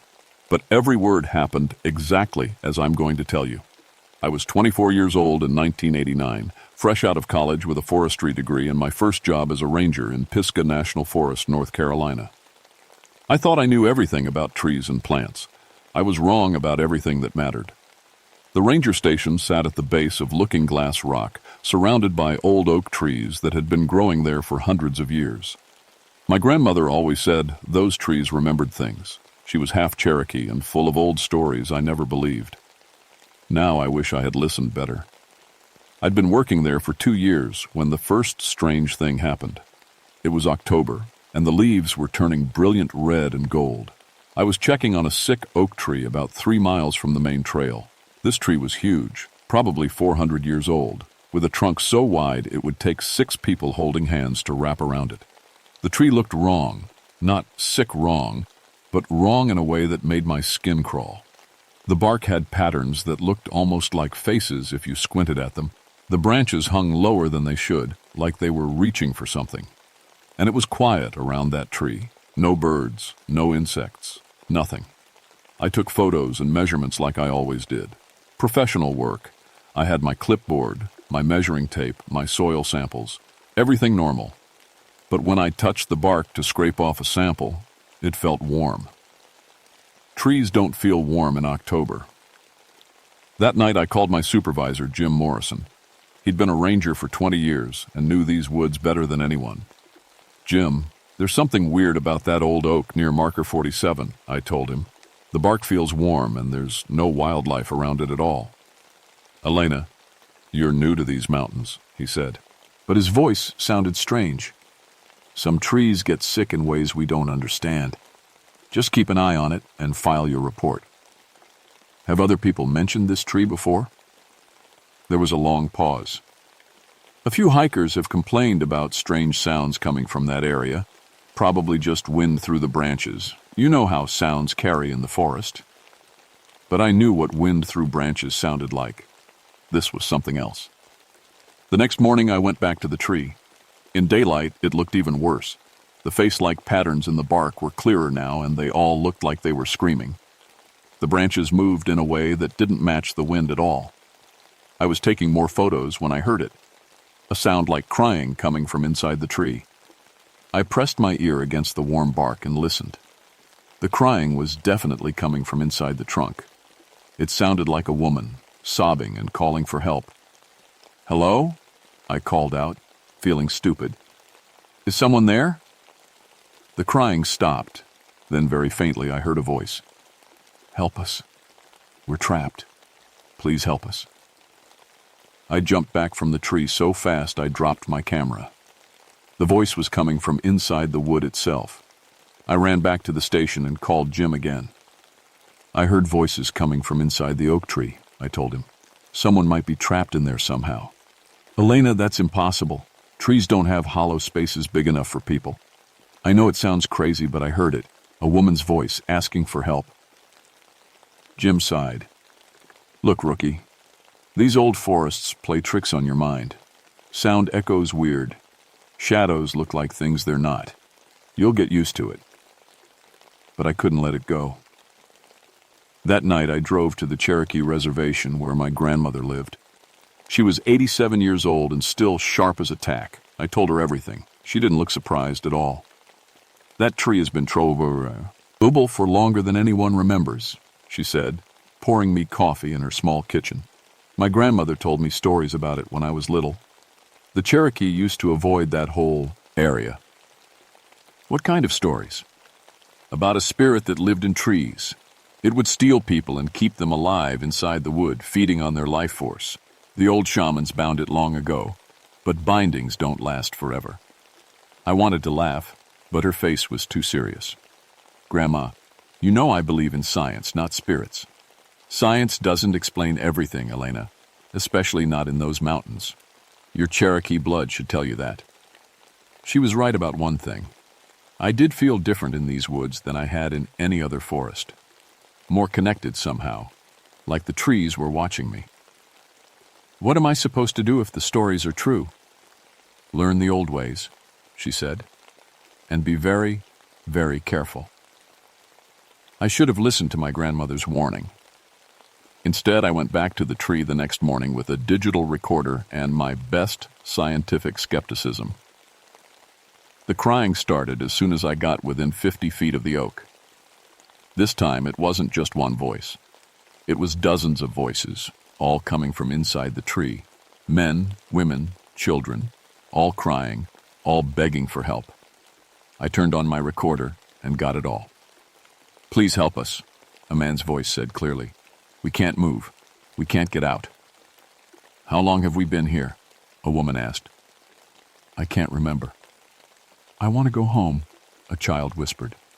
"I want my mom." My hands were shaking as I held the recorder. This was impossible. There had to be a logical explanation. Maybe it was some kind of echo effect, or sounds from the trail carrying in the wind. But the voices knew I was there. "Can you hear us?" the man's voice asked. "Please, we see you out there. Help us." I pressed my hand against the bark.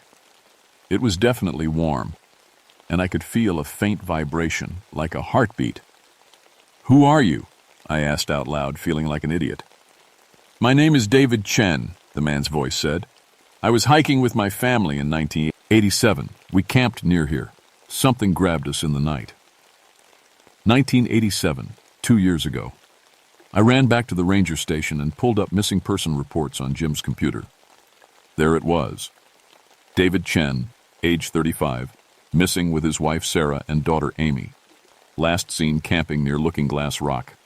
No trace ever found. My blood went cold. There were dozens of missing person reports from this area going back decades.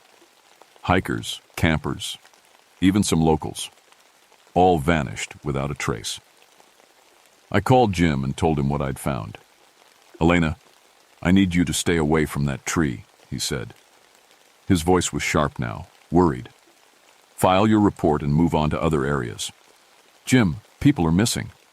What if they're somehow trapped?" "What if they're what? Trapped inside a tree? Do you hear how that sounds?" He was right. It sounded insane. But I had recordings.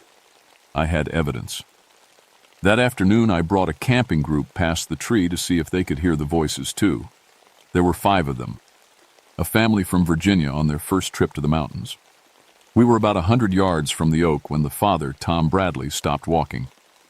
"Do you hear that?" he asked his wife. "Hear what?"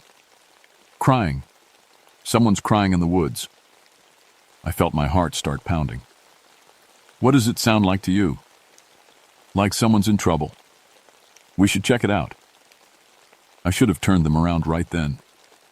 Instead, I let them get closer to the tree. The voices started up louder than I'd ever heard them. The whole family could hear them now. The two kids, maybe 8 and 10 years old, started crying. "Mommy, the people in the tree are scared," the little girl said. That's when I saw the first face in the bark. It was clear as day, a woman's face, twisted in agony, right in the trunk of the tree. Her mouth was open like she was screaming, but no sound came out. As we watched, another face appeared, next to hers. Then another. The Bradley family started backing away, but something was wrong with their movements. They were moving slowly, like they were walking through thick mud. "I can't move my feet," Tom said. His voice was calm, but his eyes were terrified. I looked down. Thin roots had grown up through the forest floor around their feet. Not just around, through. The roots were growing into their shoes, wrapping around their ankles. "Don't move," I told them. "Stay perfectly still." But it was too late.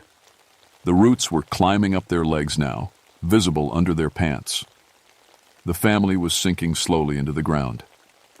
"Help us," Sarah Bradley said. She wasn't panicking, which was the worst part. Her voice was dreamy, distant. "We can't feel our legs." I grabbed my axe and started chopping at the roots around Tom's feet. Every time I cut one, 2 more grew back. The tree was pulling them down inch by inch. That's when I heard my grandmother's voice in my head, speaking Cherokee words I somehow understood. Nvi-iv, Nvi-iv. Tree spirit, tree spirit. Without thinking, I pressed my hands against the oak's trunk and spoke to it in Cherokee. "Let them go. Take me instead." The roots stopped growing immediately. The voices in the tree went silent. "Run," I told the Bradley family. "Run now, and don't look back." They could move again. They stumbled away from the tree, holding each other, moving as fast as they could back toward the main trail. I stood alone with the screaming tree. The bark under my hands was burning hot now. The faces in the wood were moving, trying to speak, and I could feel something vast and hungry turning its attention to me. "You have Cherokee blood," a voice said. Not from the tree this time, but inside my head. "You can hear us properly."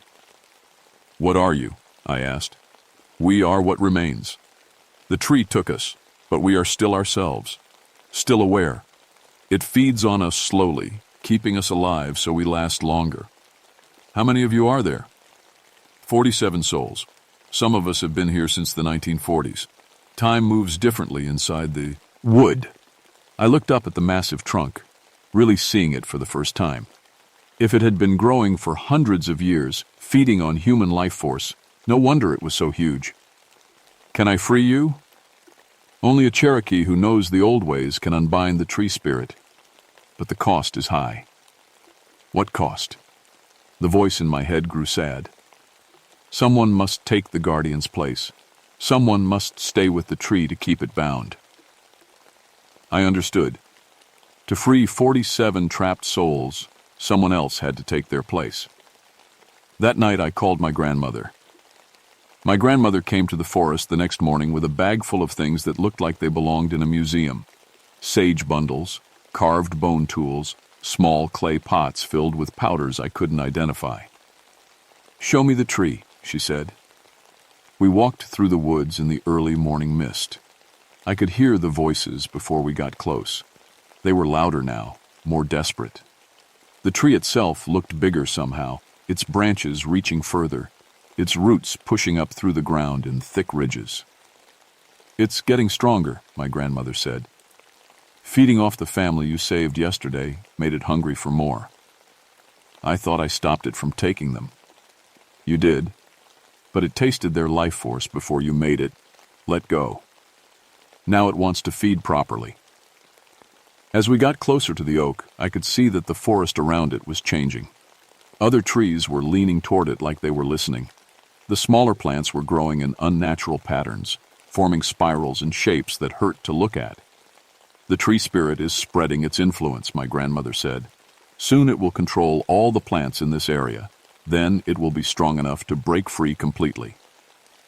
We were 50 feet from the oak when it happened. The ground erupted. Thick roots burst up all around us, whipping through the air like tentacles. I grabbed my granddaughters, mother and dove, to the side as a root the size of a telephone pole smashed down where we'd been standing. More roots were coming up everywhere, and they were all moving with purpose. They weren't just growing, they were hunting. "The tree knows you're Cherokee," my grandmother shouted over the sound of splitting earth. "It's afraid of you." A root wrapped around my ankle and started dragging me toward the oak. I could see the faces in the bark clearly now. Dozens of them, all screaming silently. And I could feel the tree's hunger like a physical thing, pulling at my life force, even from a distance. My grandmother started chanting in Cherokee, old words that seemed to make the air itself vibrate. The root around my ankle loosened slightly but didn't let go. That's when I saw the other campers. 3 college kids had been hiking the early morning trail. They'd been caught in the root attack and were being dragged toward the tree just like I was. But they were closer to it than I was. I watched in horror as the roots pulled them right up against the trunk. The bark began to soften and open like a mouth. The tree was going to swallow them alive. "No!" I screamed, and somehow broke free from the root holding me. I ran toward the 3 kids, dodging whipping branches and emerging roots. My grandmother's chanting got louder, and I felt power flowing through me. Not my power, but something older. Something that came from the Cherokee side of my blood. I reached the first kid, a boy about 20 years old, just as the tree began pulling him into the softened bark. I grabbed his arms and pulled back. The tree was stronger, but I was desperate. "Help us," the voices inside the tree called out. "Use our strength too." Suddenly I could feel all 47 trapped souls lending me their power. Together, we were stronger than the tree spirit. I pulled the boy free and grabbed the other 2 kids. "Run," I told them. "Get out of the forest and don't come back." They ran, but the tree wasn't giving up. The whole forest was moving now. Branches from every direction were reaching for us. Vines shot up from the ground like striking snakes. Even the grass was growing tall enough to tangle our feet.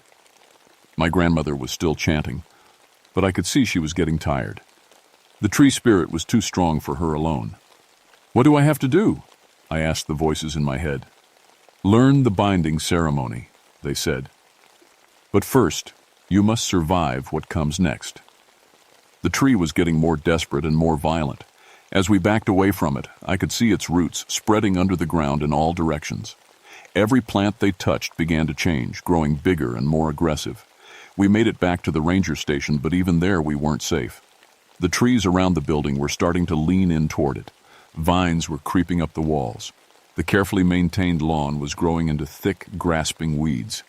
I called Jim and told him we needed to evacuate the entire area. "Elena, you're talking about closing down half the park. I need more than stories about evil trees." "Then come see for yourself. Bring a camera." An hour later, Jim arrived with 2 other rangers and a local sheriff's deputy. They took one look at the forest around the station, where every plant was now visibly moving and growing toward the building, and started making phone calls. By afternoon, we had the area cordoned off as a geological hazard. The official story was that underground gas pockets were causing unstable ground conditions. The real story was that we had a tree spirit trying to take over an entire forest. That evening, my grandmother taught me the first part of the binding ceremony. "You'll need 4 sacred elements," she said. "Water from a Cherokee holy spring, sage burned in the old way, blood from someone with Cherokee heritage, and the heartwood from a tree that died naturally."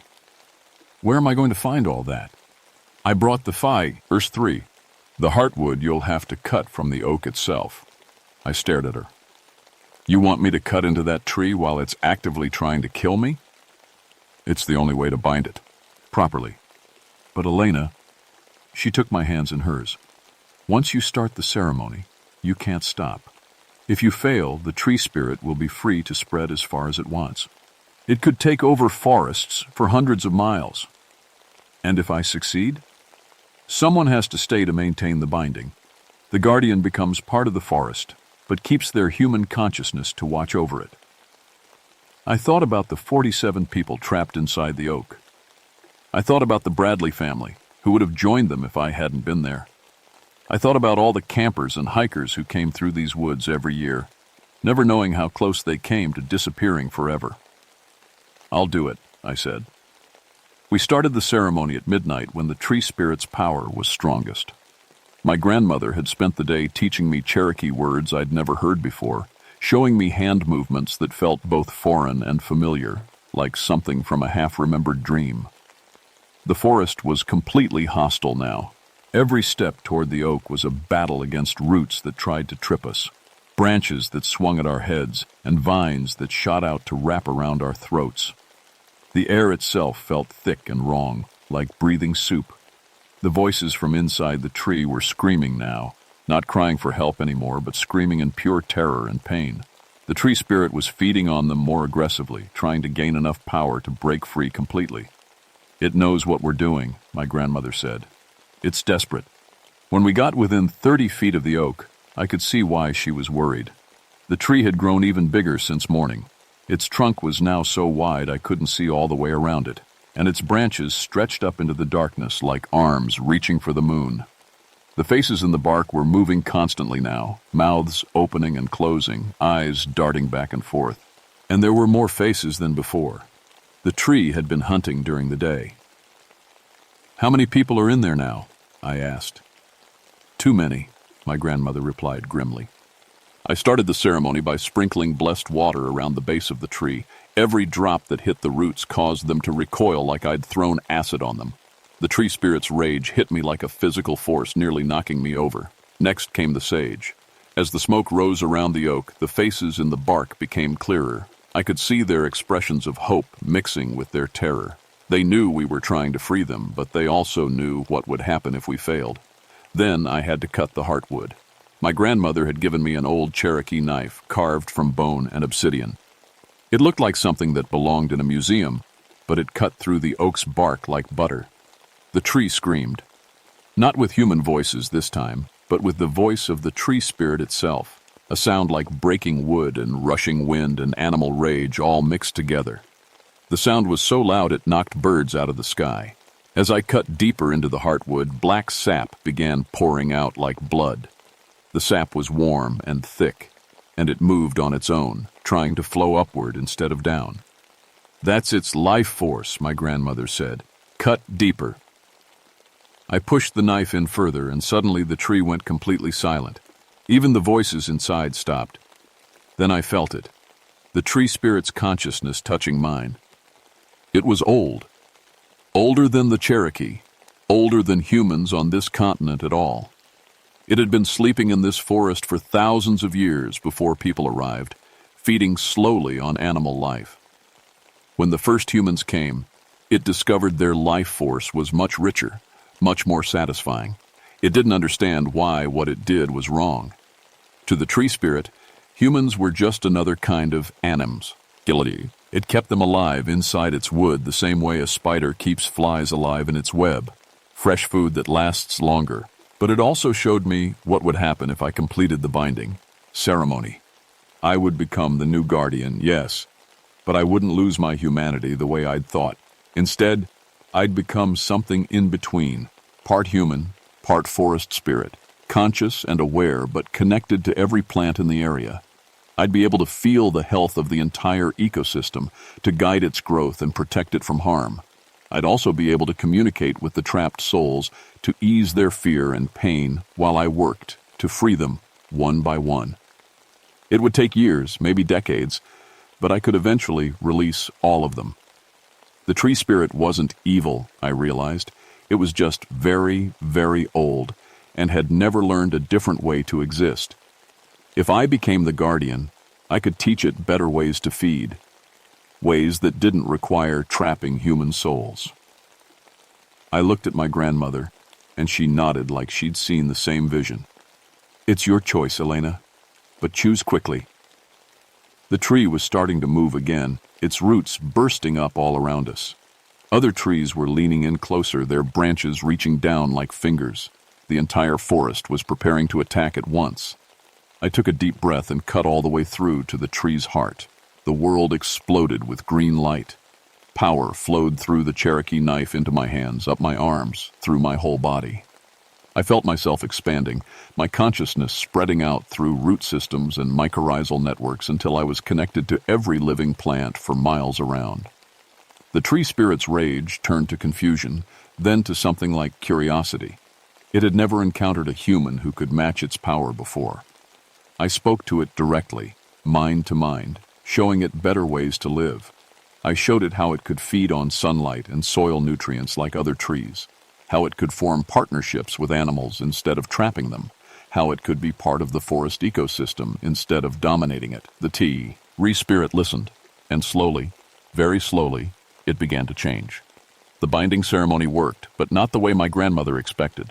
Instead of trapping the tree spirit, I merged with it. Instead of becoming its prisoner, I became its teacher. And instead of losing my humanity, I gained something much larger. I can still walk around in human form when I need to, but most of the time I exist as part of the forest itself.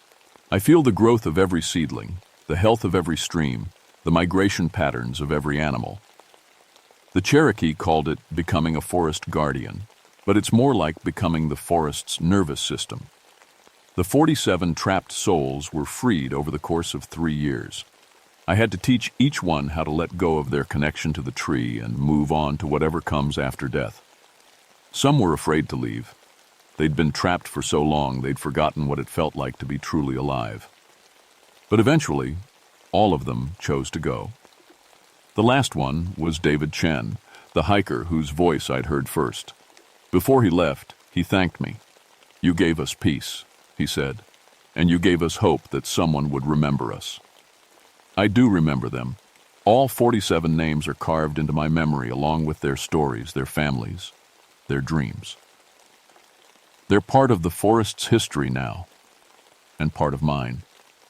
The oak tree still stands, but it's different now. It's still enormous, but it feels peaceful instead of hungry.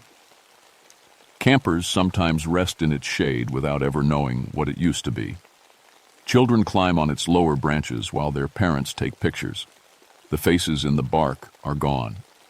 Instead, the tree's trunk shows the natural patterns of healthy growth, rings that mark each year of abundant rain and drought, scars from old lightning strikes that healed clean, holes where woodpeckers raised their young. Sometimes hikers tell stories about out hearing voices in these woods, but they're different voices now. Whispers that warn them away from dangerous cliff edges, sounds that guide them back to the trail when they get lost. Words in Cherokee that they don't understand but somehow know mean safe journey. My grandmother lived 5 more years after the ceremony. She spent those years teaching me Cherokee plant medicine, forest ecology, and the proper ways to communicate with the spirits that live in wild places. When she died, I felt her spirit join the forest network for just a moment before moving on to whatever comes next. "You did good, granddaughter," she told me. "The forest is in good hands." Jim Morrison retired 2 years after the incident. He never really understood what happened, but he knew the forest was different afterward, safer. He recommended me for a promotion to head ranger, not knowing I'd already accepted a much bigger responsibility.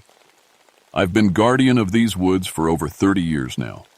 I've prevented dozens of accidents, guided thousands of lost hikers back to safety, and helped researchers understand the complex relationships between the plants and animals that call this forest home.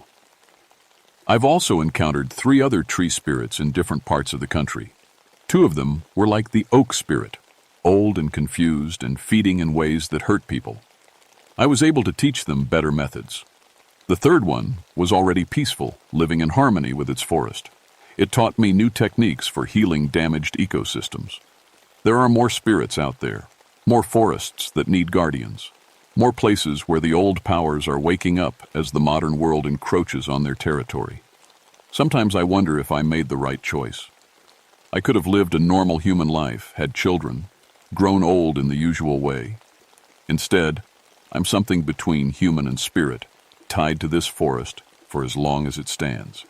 But then I'll feel a family of deer bedding down safely for the night, or sense a rare orchid blooming in a hidden grove, or guide a lost child back to two ear-worried parents. And I know I'm exactly where I'm supposed to be. The forest remembers everything. Every animal that lived and died here, every tree that grew and fell, every human who passed through with respect or fear or wonder. I'm part of that memory now, a living bridge between the human world and the wild places that still hold secrets older than civilization. And I'm not the only one. If you're ever hiking alone in an old forest and you hear whispers in a language you don't recognize, or feel like you're being guided away from danger, or sense a presence that's neither threatening nor entirely human, you might have encountered one of us. We're the guardians of the wild places. We're the bridge between worlds. We're the reason the old powers sleep peacefully instead of waking up hungry. We remember what was lost, protect what remains, and watch over those who walk gently through our domains. The forests are not empty places. They never were. They're just waiting for humans to remember how to listen.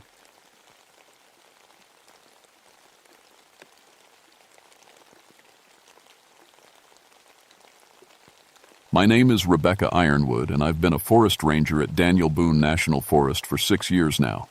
Before that, I spent 2 years as an Army medic in Vietnam, patching up soldiers in field hospitals while rockets exploded overhead. After seeing enough real monsters in that war, I figured the worst thing I'd face in these Kentucky mountains would be lost hikers and maybe a black bear. I was wrong about that.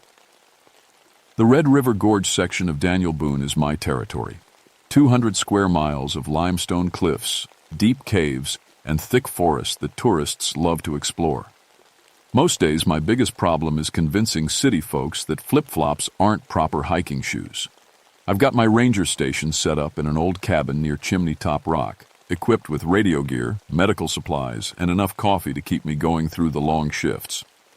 People ask why a woman from Louisville would want to live alone in the mountains.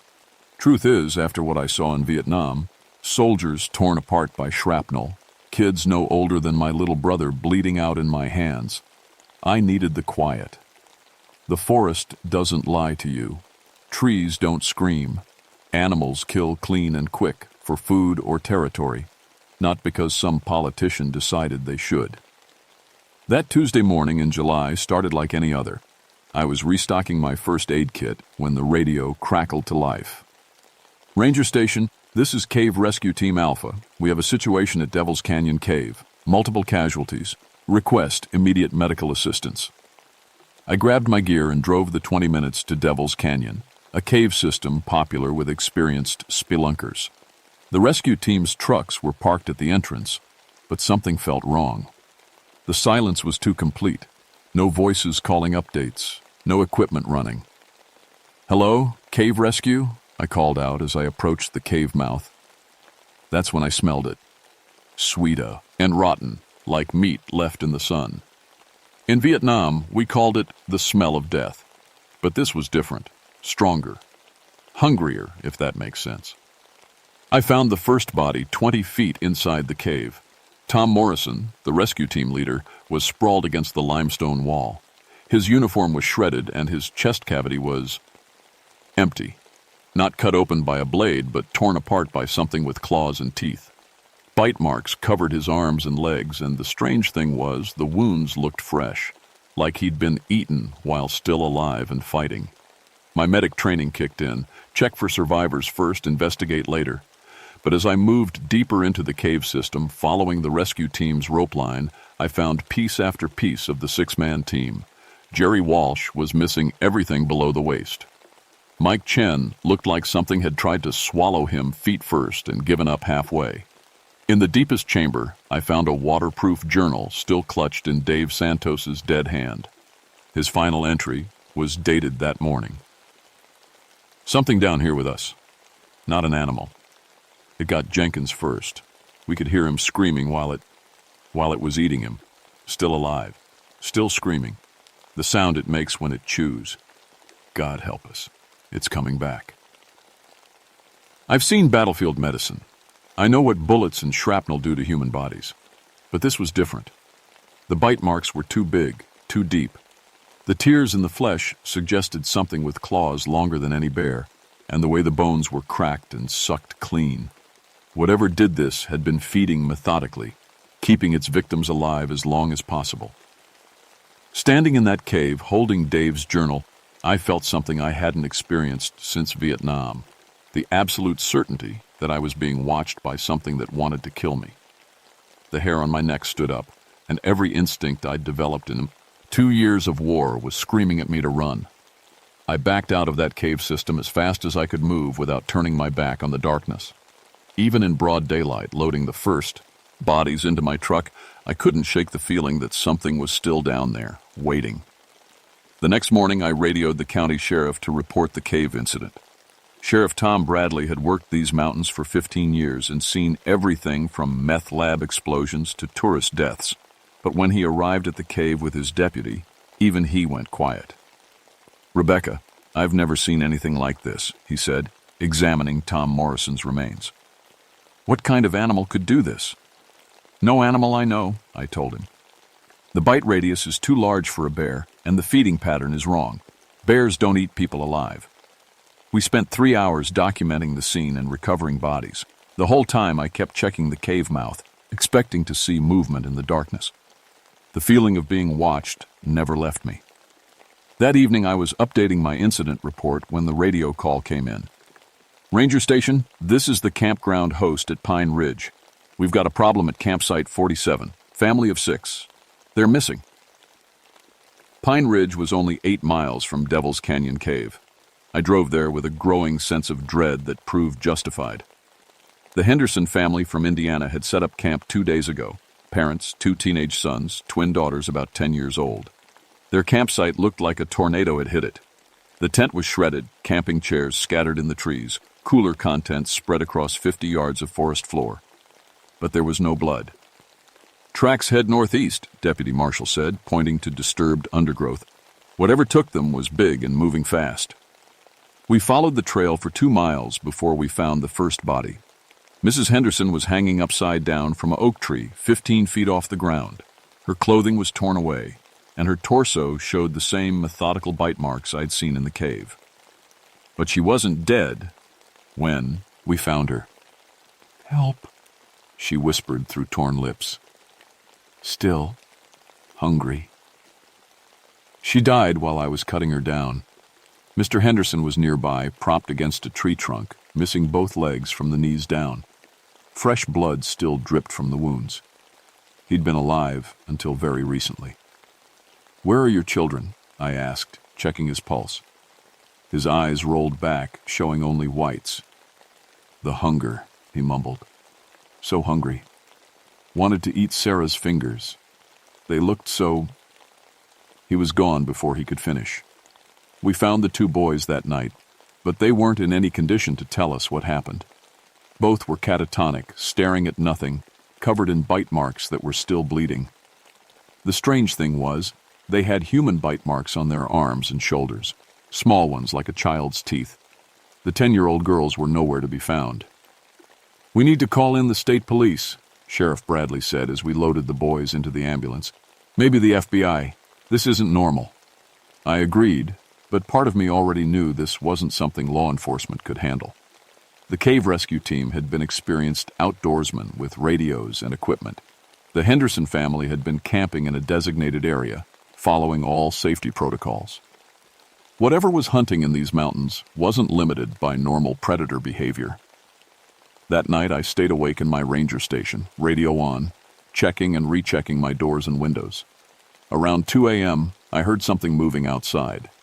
Not the normal sounds of deer or raccoons, but something large walking on 2 legs. The footsteps circled my cabin 3 times, then stopped at the front door. I could hear breathing on the other side of the wood, deep, raspy breaths that lasted too long and came too slow for any human. The smell of death and rot seeped under the door. Then I heard a voice. A little girl's voice, sweet and innocent. "Aunt, Miss Ranger Lady? We're hungry. Can you help us? We're so hungry." I knew that voice belonged to one of the Henderson twins, but something was wrong with it. Too eager, too desperate. And underneath the child's words, I could hear something else breathing. Something much larger. "Sarah?" I called softly through the door. "Sarah Henderson, is that you?" We found something in the forest, Miss Ranger Lady. It showed us how to stop being hungry. But now we can't stop. We're still so hungry. Won't you come out and help us? I looked out the window and saw two small shapes standing in my yard. The Henderson girls, still in their torn pajamas, standing perfectly still in the moonlight. But their mouths were wrong. Too wide, too full of teeth. And behind them, barely visible in the tree line, something much larger watched and waited. We're going now, Miss Ranger Lady, but we'll be back. The hunger is spreading, and soon everyone will understand. Soon everyone will be as hungry as we are. The voices faded into the forest, but I didn't sleep for the rest of that night, because I was starting to feel it too. A gnawing emptiness in my stomach that had nothing to do with food, and a growing curiosity about what human flesh might taste like. Over the next week, the missing persons reports came in steady streams. A hunting party of 4 men from Tennessee vanished near Clay Creek. 2 college students on a geology field trip last seen hiking toward Natural Bridge, an elderly couple from their RV at the Coomer Ridge campground. But it wasn't just disappearances anymore. It was what the survivors were doing to each other. The first incident happened at the Mountain View Lodge, a hunting retreat about 15 miles from Devil's Canyon. 14 guests had checked in for a week-long hunting trip. By the 3rd day, only 2 were still alive, and they were found in the lodge's kitchen, cooking and eating the remains of the other 12. They were still conscious when we got there, Sheriff Bradley told me over the radio, talking normally, explaining how they'd figured out that human meat tastes better than venison if you cook it right. Didn't seem to understand why we were upset. I drove to the lodge to help with the investigation. The scene was worse than anything I'd seen in Vietnam. Bodies had been methodically butchered like livestock, meat hung from hooks in the walk-in cooler, bones stacked neatly by the back door. But the 2 survivors, businessmen from Ohio, seemed genuinely confused about why we were arresting them. We were just so hungry, one of them explained. George suggested we try a little piece of Harris after he died in the hunting accident, just to see. And it was, God, it was better than anything I'd ever tasted. We couldn't stop ourselves after that. What hunting accident? I asked. They looked at each other, confused. I'm not sure. Harris was just dead when we woke up. Throat torn out. Must have been an animal attack. There had been no animal attack. Harris's body showed the same methodical feeding pattern I'd seen on all the other victims. But somehow, these men believed they'd found him dead and decided to eat him. Their memories had been altered or confused. The second incident was worse. A SWAT team from the county sheriff's department had been called in to search the forest near Pine Ridge. 6 officers, fully equipped with radios and backup protocols.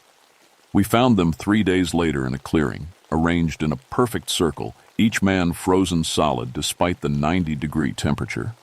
But they weren't just frozen. They'd been partially eaten while still alive, and the bite marks on their bodies were still fresh, as if something had been feeding on them continuously for all 3 days.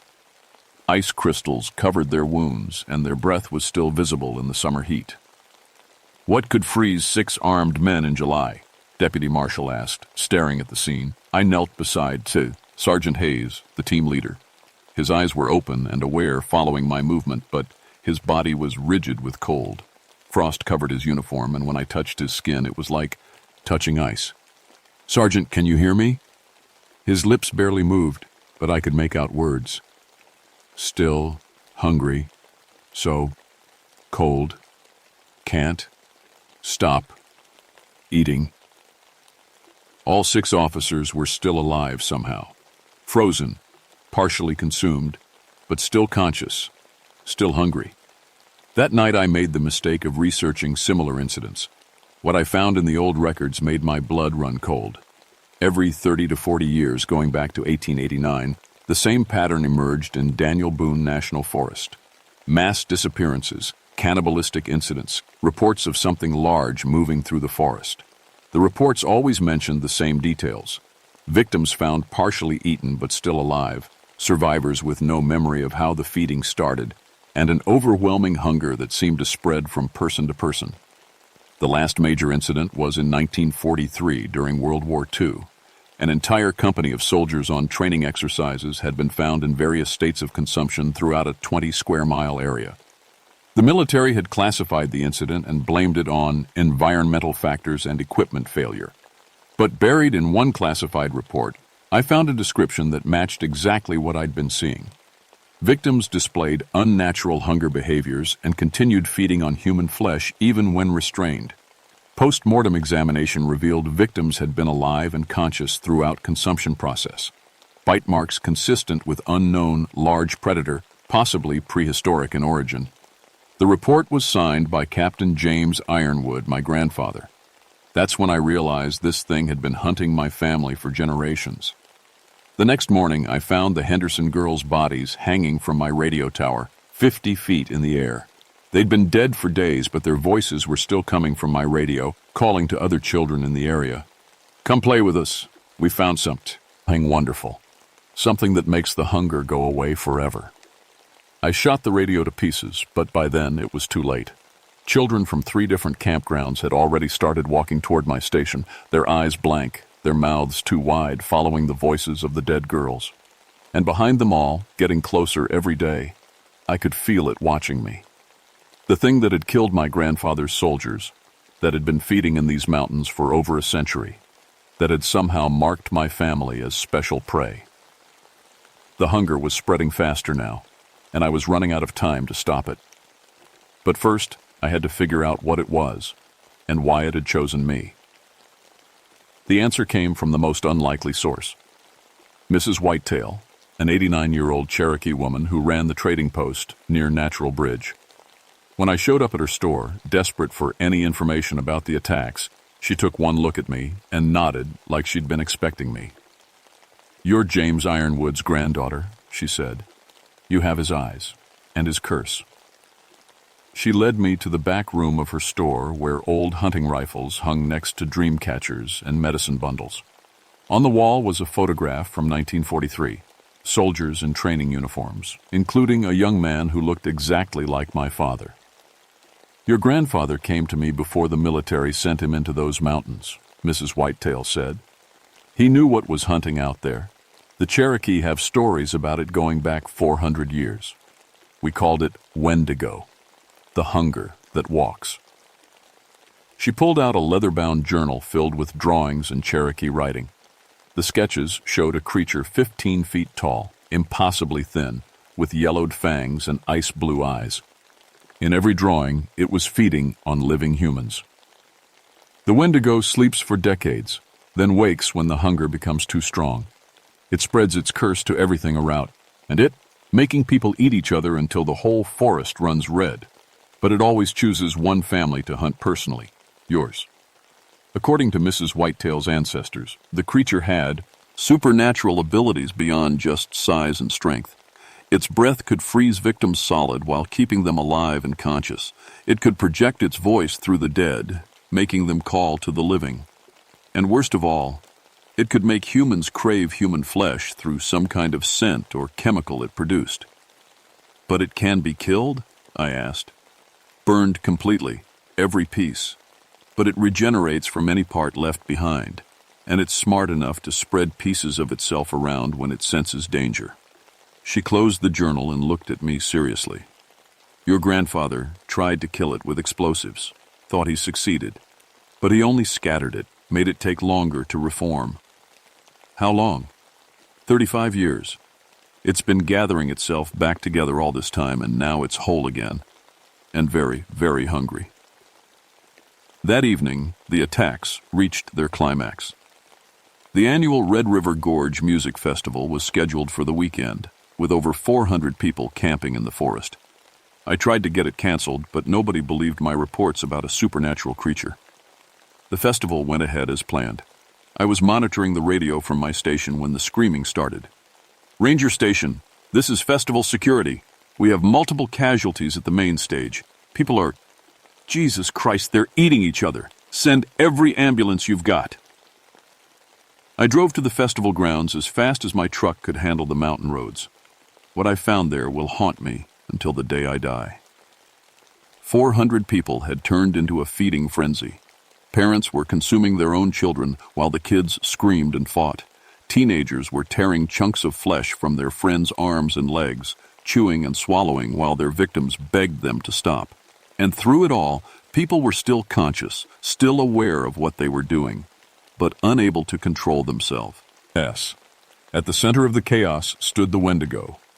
15 feet tall and impossibly thin, like a human stretched on a torture rack. Its skin was gray-white and hung loose over prominent bones. Its arms reached almost to the ground, ending in claws longer than my fingers. But the worst part was its face, human features warped by starvation, with eyes like blue ice and a mouth that could unhinge like a snake's jaw. It moved through the crowd systematically, selecting victims and feeding on them while they were still alive. Its breath created clouds of freezing vapor, and everywhere it stepped, frost formed on the ground despite the summer heat. The smell rolling off it was overwhelming. Death and rot, and something else that made my mouth water despite the horror surrounding me. I watched it pick up a screaming child and begin feeding, and something inside me snapped. I'd brought every explosive I could find. Road flares, dynamite left over from trail construction, even some military ordnance I'd kept from Vietnam. The Wendigo noticed me approaching and turned, still holding its partially consumed victim. When our eyes met, I felt its hunger crash into my mind like a physical force.